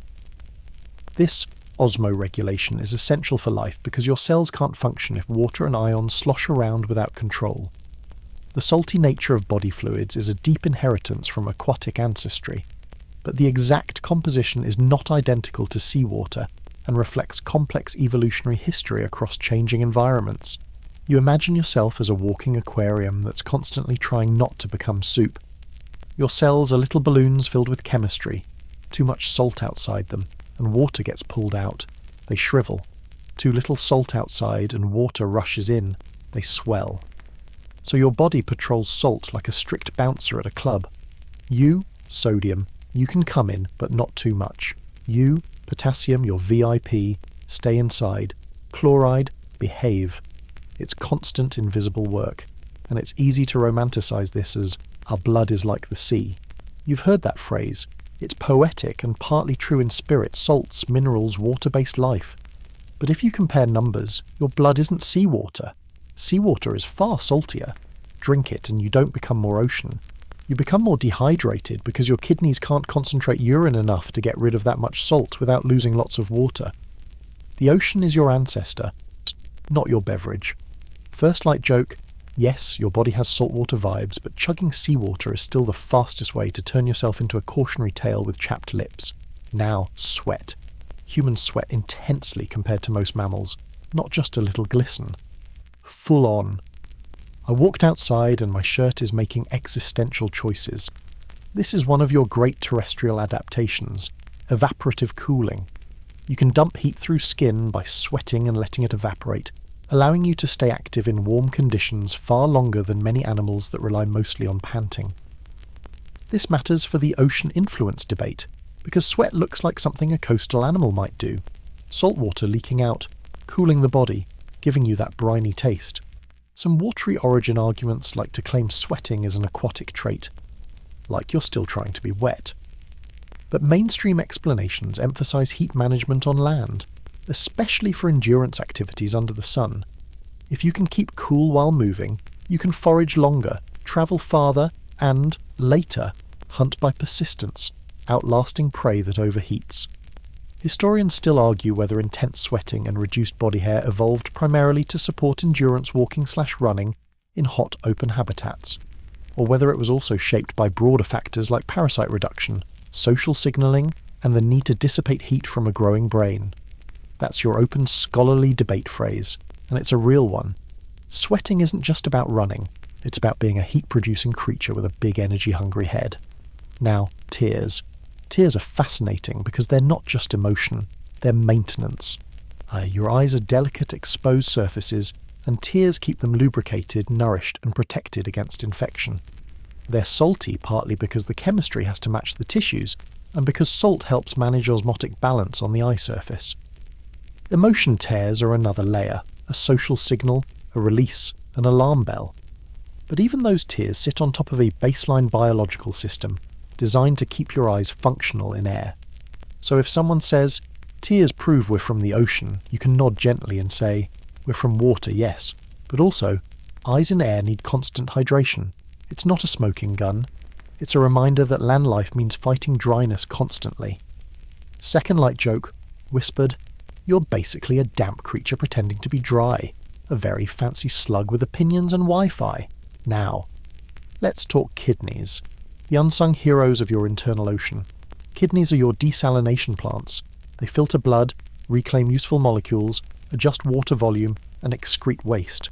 They regulate sodium, potassium, and other ions with an obsessive precision that would make a spreadsheet person cry tears of joy. This is where the ocean ancestry becomes real, but complicated. Different vertebrates evolved different osmoregulatory strategies depending on whether they lived in freshwater, saltwater, or land. Marine fish often drink seawater and excrete excess salt through gills. Freshwater fish avoid drinking and excrete lots of dilute urine. Terrestrial animals, like you, must conserve water while controlling salt. Because on land, water availability can be unpredictable, and dehydration is a constant threat. This is where you see the signature of leaving water more clearly than the signature of returning to water. Your kidneys are built for land life. Conserve water, concentrate urine, survive dry spells. The ocean is in your chemistry, but your regulation is tuned for terrestrial challenges. Quirky tidbit time. There's a long-running fringe fascination with the idea that human salt cravings, your love of salty foods, reflect a kind of ancestral longing for the sea, like your body remembers. The more boring, more accurate explanation is that sodium is essential for nerve and muscle function. It can be scarce in some inland diets, and our physiology evolved to treat it as valuable. Still, the sea-longing story sticks because it's poetic and because, honestly, salt on food is ridiculous proof that humans can turn survival chemistry into a snack obsession. Third light joke, soft and sleepy. Your ancestors fought millions of years to regulate sodium perfectly, and you reward them by dumping it on fries like you're trying to summon Poseidon. Now step back and look at the big chemistry picture. Are we ocean water in a skin bag? Not exactly. We're regulated systems that evolved in water and then learned to carry water with us on land. The internal environment of your cells is carefully maintained, like a private aquarium you can't see. That's what makes complex life possible. Stable internal chemistry despite unstable external conditions. And this is where the ocean ancestry claim is both true and misleading. True because the fundamental biochemistry of life is watery, ion-based, it is shaped by aquatic origins. Misleading because the specifics have been rewritten many times as life moved between environments: sea to freshwater, freshwater to land, land to sea again in whales, back and forth in multiple lineages. Your salty blood is not a simple relic. It's a negotiated treaty between ancient inheritance and modern constraints. As you drift forward, the chemistry story nudges you toward diet and brains. Because one of the strongest modern, semi-respectable versions of water mattered for humans isn't about hair or webbing or tears. It's about food, especially nutrient-rich foods from aquatic environments, and what those nutrients might do for brain development. Coasts and lakes are like buffet lines of dense calories and fats, and human brains are expensive organs. So you glide onward, carrying the taste of salt on your lips, heading toward beaches and shellfish dinners, toward the idea that maybe the water didn't remake our bodies into flippers, but it might have fed our minds. You keep drifting, and the ocean scent returns, not as a thesis, but as dinner. You can almost hear it. The soft crack of shell against stone, the slurp of brine, the hush of waves sliding up a beach and retreating again, like the world breathing in its sleep. This is where the watery influence argument gets its strongest, least mermaid-like footing. Food, because brains are hungry. Human brains are not just big, they're expensive.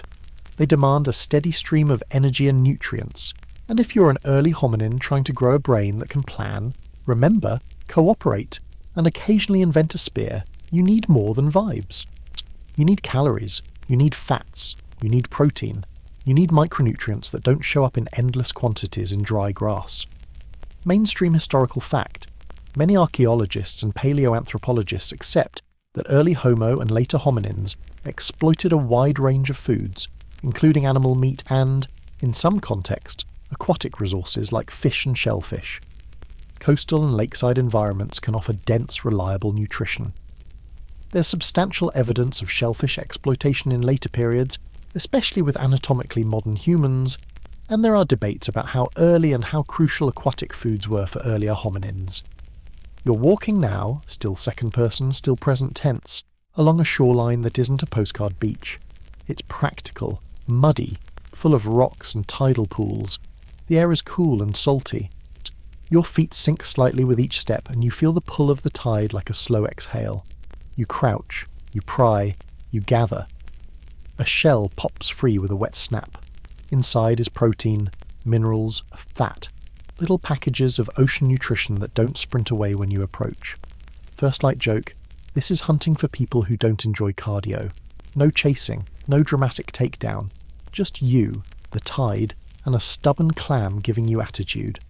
The appeal of aquatic foods isn't just the calories, it's the fatty acids, often mentioned in discussions of brain development, plus iodine and other nutrients that can be abundant near coasts. The shoreline brain idea, in its more mainstream form, argues that access to aquatic resources could support larger brains by providing dense nutrition and helping buffer against seasonal shortages. But this isn't a simple fish equals genius equation, it's one factor among many, and the evidence is uneven because coastlines shift. Sea levels rise and fall. Ancient beaches can end up underwater or far inland. Archaeological sites get swallowed by erosion. The ocean doesn't preserve your ancestors' snack wrappers neatly. Still, you can picture it. You move between habitats, woodland patches, open areas, riverbanks, lake shores. Your life is a mosaic. And in that mosaic, water edges are gold. They offer drinking water, yes, but also edible plants, trapped fish in shallow pools, shellfish, birds, eggs, amphibians. An entire menu that changes with seasons but rarely vanishes completely. Second light joke whispered, the shoreline is basically the original convenience store. You show up, grab your protein, and leave before the big predators notice you're shopping. Now here's where the scholarly debate phrase fits naturally. Historians still argue whether access to aquatic foods was a decisive turning point for the rapid expansion of the human brain, or whether improved hunting, scavenging strategies, cooking and social cooperation on land better explain the timing and scale of encephalization. That's the heart of it. Did the coast feed the brain in a uniquely important way, or was it just one of several high-value food sources in a broader strategy? Cooking, by the way, is a major contender here, because cooking makes calories more available, reduces chewing time and increases digestibility. A cooked tuber or cooked meat yields more usable energy than raw equivalents. If you want to build a big brain, cooking is like installing an upgrade to your energy budget. So the coastline theory competes with the fire theory, the hunting theory, the cooperation theory, the climate variability theory. Human evolution is a crowded argument room. Now for your quirky or fringe tidbit. There's a persistent, almost romantic fringe narrative that early humans became coastal specialists, because the sea is a stable resource compared to fluctuating inland ecosystems. Some versions even suggest that long-distance coastal travel, following beaches like natural highways, was the key engine of early migration and innovation.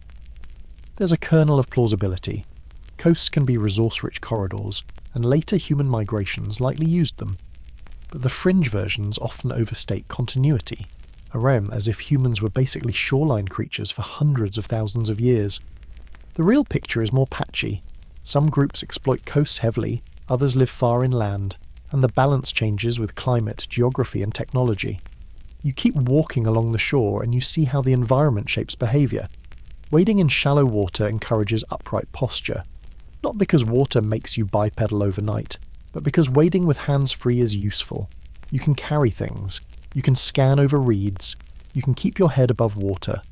That doesn't mean bipedalism evolves because of wading alone, but it can be a contributing context, a place where walking upright feels practical. You stop at a tidal pool, tiny fish dart, crabs scuttle sideways like they're avoiding eye contact. You reach in, and the cold shocks your fingers. Your body reacts, heart rate shifts, breath tightens. Not dramatically, but enough to remind you that water isn't neutral. It's an environment your body respects. You gather more food, you share it, you watch others share with you. Social life deepens around food, cooperation becomes valuable, knowledge becomes valuable, where to find shells, how to crack them, when the tide returns, which pools trap fish, which plants are edible.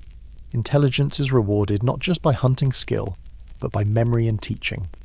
Third light joke, soft. You're basically running the world's oldest food influencer account. Guys, this tide pool is underrated. Smash that clam with a rock and follow for more prehistoric recipes. As you drift forward through time, you feel the coastal question intersect with migration. When sea levels are lower, your land bridges appear, coastlines extend, new habitats open. When sea levels rise, coastlines drown. If early humans used coasts, a lot of their evidence may now be underwater, a frustrating possibility that keeps the debate alive, because absence of evidence becomes especially ambiguous when the evidence might literally be submerged. And that leads you into a more modern scientific tension. Fossils versus archaeology versus genetics. A bone tells you where a body ended up. Stone tools tell you where hands worked. Shell middens tell you where people ate. DNA tells you ancestry and movement. Sometimes these lines of evidence align beautifully. Sometimes they disagree like siblings arguing in the back seat. So you keep drifting, leaving the beach behind for now, carrying the taste of salt and the weight of a growing brain. Heading toward the next section, where you'll compare the stories told by fossils and by DNA, and why the ocean question looks different depending on which kind of evidence you trust most. You drift onward into a quieter, more analytical night, like the story lowers its voice and pulls out a flashlight. Because now you're not just imagining shorelines and swampy ancestors. You're looking at the evidence itself, and the evidence comes in different languages. Bones speak one language, DNA speaks another, stones and shells speak a third, and sometimes they all agree like a choir, and sometimes they argue like strangers in a comment section. Mainstream historical fact. Scientists reconstruct evolutionary history using multiple lines of evidence, including the fossil record, bones, teeth, trackways, comparative anatomy, and genetics, DNA comparisons, molecular clocks. Fossils provide direct physical snapshots of past organisms, while genetics can reveal relationships among living species and estimate divergence times. Each has strengths and limitations, and the most reliable stories are built where these methods converge. You picture yourself holding a fossil in one hand and a strand of DNA in the other. The fossil is heavy, literal, undeniable, but incomplete. The DNA is light, invisible, full of information, but indirect.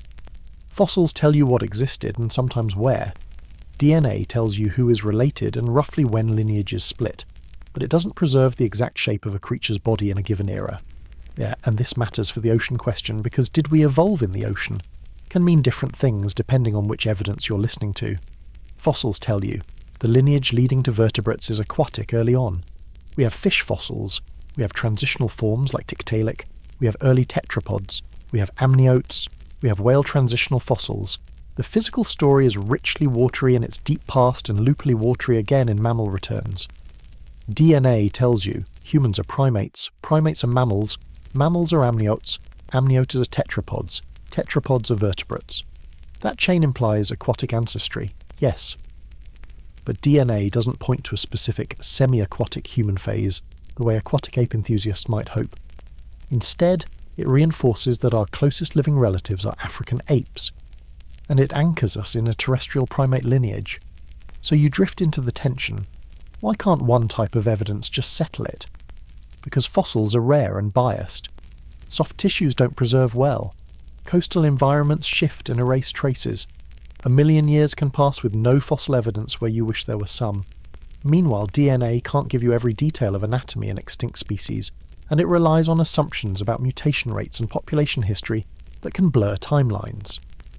Historians still argue whether key transitions, like the shift from fish to tetrapods, or from land mammals to whales, were driven by gradual ecological pressures across broad habitats, or whether they involved more punctuated bursts of adaptation tied to specific environmental disruptions and opportunities. That's your open, scholarly debate phrase, Særland, and it captures a deeper theme. Is evolution mostly slow and steady, or does it sometimes sprint when the world changes? Now, let's walk through a vivid example of fossils and DNA doing their dance: whales. Fossils show a beautiful stepwise pattern of whale evolution.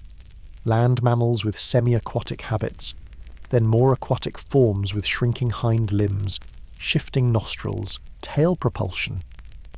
DNA supports that whales are closely related to certain hoofed mammals, and it helps map relationships among whale groups. When fossils and DNA align, the story feels solid. It's a rare moment where the universe hands you a coherent plot. But humans are trickier. Fossils of early hominins are scattered in time and space.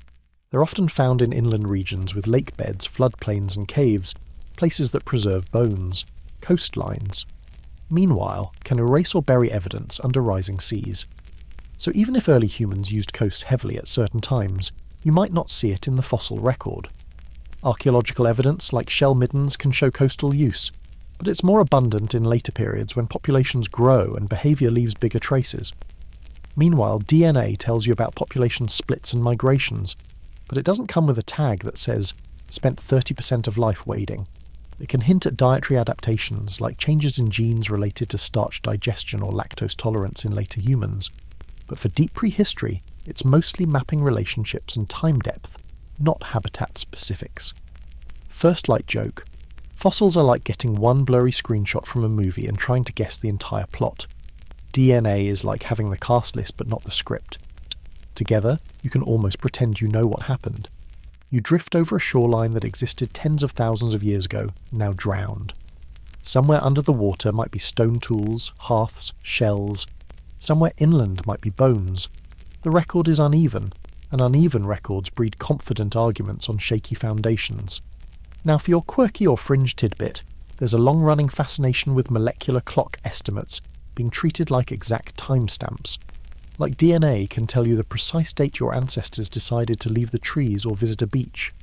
In reality, molecular clocks require calibration and can vary with population size, generation time, and mutation rates.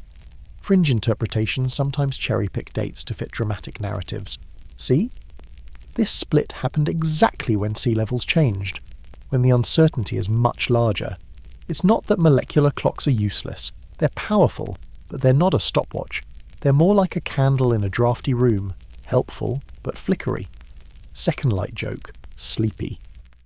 If someone tells you DNA proves an exact event happened on a Tuesday at 3 p.m, just smile and slowly back away into the nearest swamp like a polite Tiktaalik. Now, let's bring it back to the ocean idea with a steadier grip. What can fossils and DNA jointly tell you? They can tell you the deep truth. Life begins in water, vertebrates diversify in water, tetrapods come from aquatic ancestors, and mammals are descended from those land-adapted tetrapods. They can tell you that returning to water happens multiple times, like a recurring theme in the mammal symphony. They can also tell you what is not strongly supported, a dramatic, long-lasting semi-aquatic phase unique to the human lineage that would leave unmistakable anatomical signals. The fossil evidence doesn't show it clearly, and the comparative anatomy with other primates doesn't demand it. DNA doesn't highlight it. That doesn't mean early humans didn't use aquatic habitats. It means the big claim is heavier than the evidence can comfortably carry. And this is where the story becomes mature and interesting, because the ocean influence question doesn't have to be all or nothing. There's room for local adaptations, cultural practices, and variable reliance on water resources across different human groups and times. There's room for coasts mattered sometimes without "we were sea apes." Third light joke. Gently, you don't have to be a dolphin to enjoy seafood. You can just be a clever land mammal with a rock and a craving. As you drift toward the next section, you can feel the narrative widening. We've looked at origins, transitions, returns, temptations, body clues, salt chemistry, and food debates. Now we're going to sit with the biggest unresolved questions, the ones scholars still circle like sharks around a mystery, and lay out what we truly know versus what we love to imagine. Because the ocean question isn't really one question, it's a bundle, and the last chapters of this bedtime journey will untie that bundle carefully, one strand at a time. You drift onward into the part of the night where the story feels like a campfire that's burned down to glowing coals. The dramatic monsters and headline fossils are behind you, and now you're sitting with the questions themselves, turning them in your hands, feeling their heat, noticing where the answers are solid and where they crumble into ash. Because, did we really evolve in the ocean? Isn't one clean question. It's at least three. Did life begin in water? Did our vertebrate lineage develop there? Did the human line have a special watery chapter beyond the obvious? And the honest answer is a layered one. Yes, yes, and. It depends what you mean, and how strict you are with evidence. Mainstream historical fact, the consensus across biology, is that life originated in aquatic environments, and that the earliest vertebrates evolved in water, with later transitions to land occurring in stages. For humans specifically, the mainstream consensus places our evolution within a terrestrial primate lineage, and we shaped by changing climates, habitats and behaviours, with aquatic resource use as a plausible but variable component, not the primary driver of our defining anatomy. You feel the temptation to want a simple slogan anyway. Humans love slogans. From the sea. Back to the sea. Born on the beach. It's neat. It fits on a thumbnail. It makes your brain purr. But science is rarely neat, especially when the evidence is incomplete and the processes are complex. So tonight, you practice being comfortable in the blur. Let's lay out what feels firm. First, the ocean is the deep cradle. Your lineage has wet roots, backbones, jaws, limbs. Those innovations are forged in aquatic worlds. Even the core architecture of your body, segmented spine, skull, sensory systems, arises in water-adapted ancestors. Second, the transition to land is not a single leap. It's a messy borderland story. Shallow waters, swamps, tidal flats. Air breathing arises in fish lineages. Fins become weight-bearing structures. Neck mobility appears. Reproduction breaks free through the amniotic egg. Land is conquered by degrees, and every degree is purchased with compromise. Third, returning to water is common enough to be a theme. Whales, seals, sea cows, mammals re-enter the sea repeatedly. That doesn't rewrite the story. It confirms evolution's opportunism. The ocean remains a vast buffet, and life keeps inventing ways to eat from it. Now, where does the debate concentrate? Mostly in the human-specific claim. Did water significantly shape key human traits? This is where you see the evidence split into categories. Anatomy. Humans are not built like diving specialists, no streamlined bodies, no flippers, no nostril migration, no blubber layer like true aquatic mammals. Our skeleton screams bipedal endurance walker with hands built for manipulation and tool use. Physiology. Humans do have traits that can be relevant to water. Diving reflex, breath control, wet grip wrinkling. But none is uniquely decisive. Many are shared across mammals or can be explained by terrestrial pressures.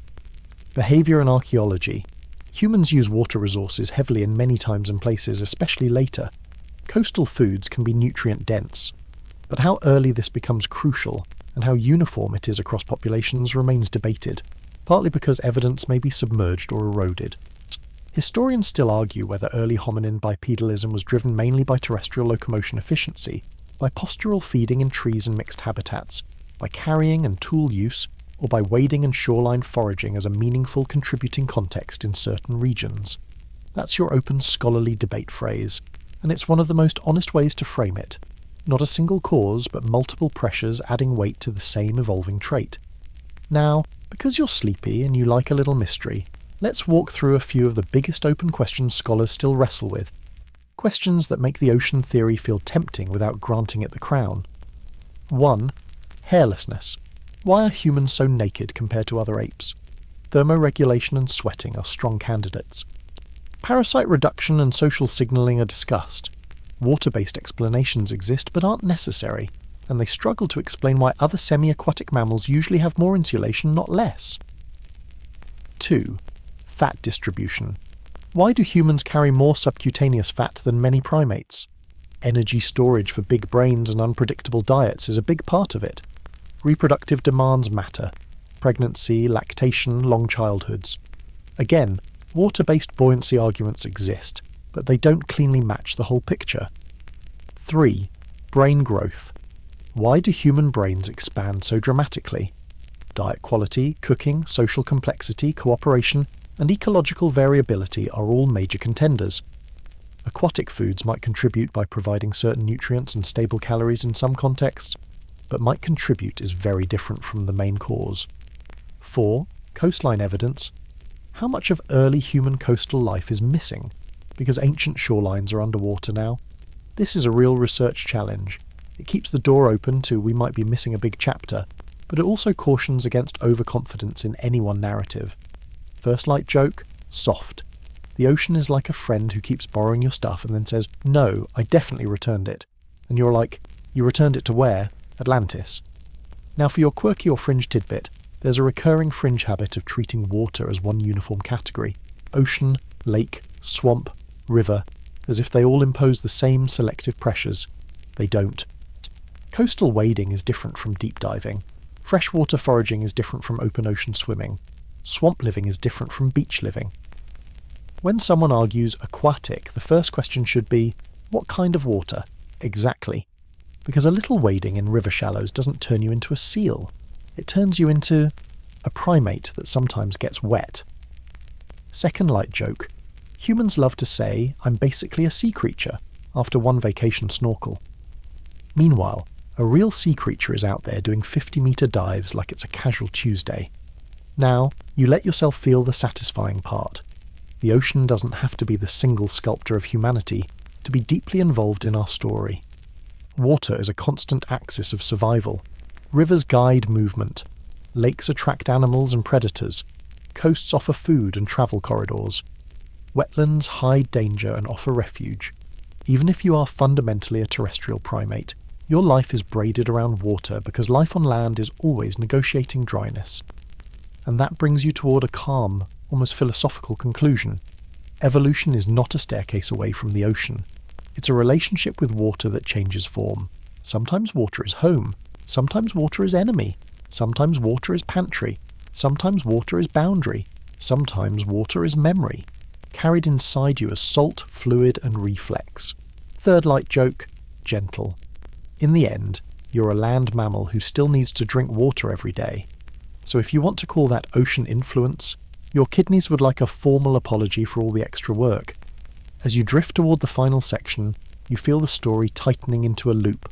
Ocean to shore. Shore to land. Land to ocean in some branches. Humans staring back at the sea and wondering if it shaped us more than we admit. You're ready now for a concluding glide. One last night swim through the whole arc, before the pacing softens into that 300-word wind down, where the vocabulary gets gentler and your mind gets quieter. So you keep floating, letting the questions settle like sand in still water, and you head into the last section, where the ocean story closes its circle. You glide forward like you're doing one last slow lap in a dark pool. The the kind where the water is so still it feels like glass. Everything you've seen tonight starts looping back on itself.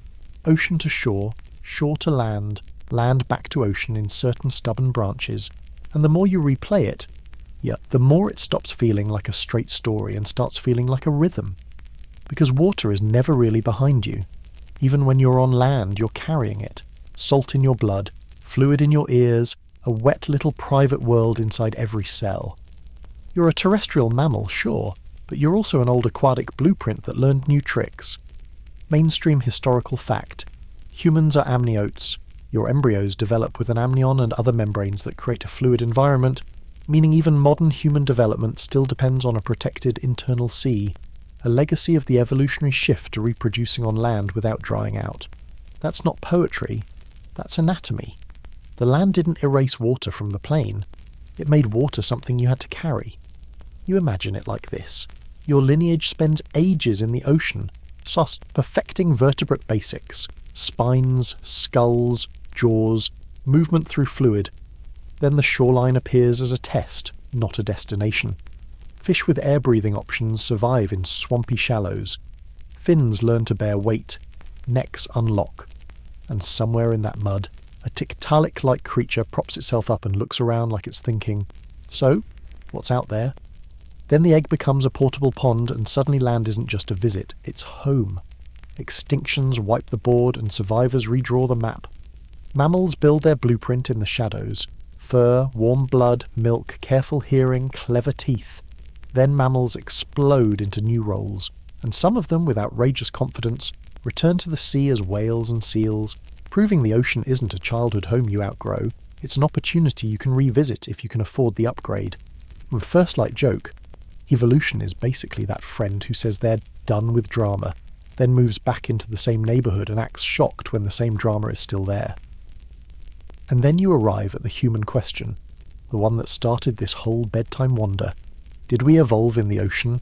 Not did life, not did vertebrates, but we, the branch that ends in you, lying here right now with your phone brightness turned down, pretending you're going to sleep after just one more section. You let the temptation of the aquatic ape idea drift past you again like a shiny fish just out of reach. It's catchy, it's cinematic, it's also heavier than the evidence wants to carry. Humans aren't shaped like aquatic specialists. Our bodies are tuned for bipedal life, endurance, heat management, and hands that can transform the world.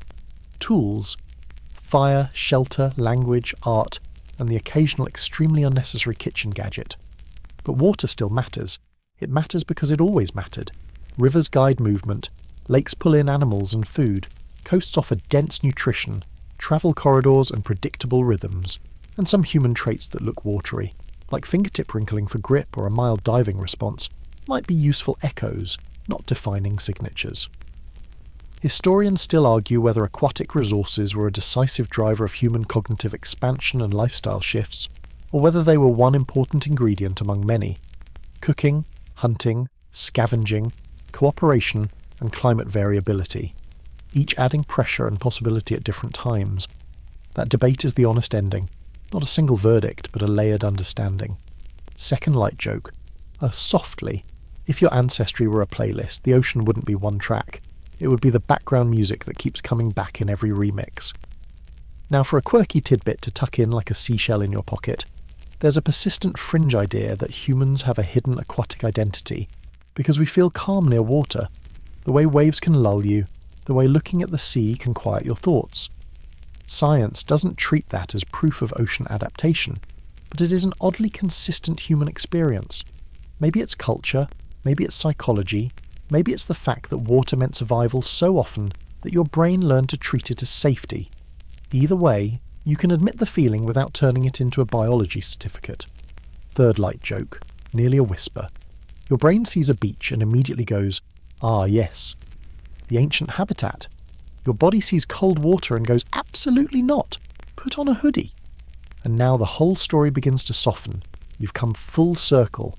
From the first microbial mats under ancient seas to shoreline experiments, from eggs that carry oceans to mammals that dare to return, from human debates to the quieter truth. Water shaped life's possibilities, and life never really stopped negotiating with it. The pace slows, like the tide easing back from the sand, leaving little ripples that shine for a moment and then fade.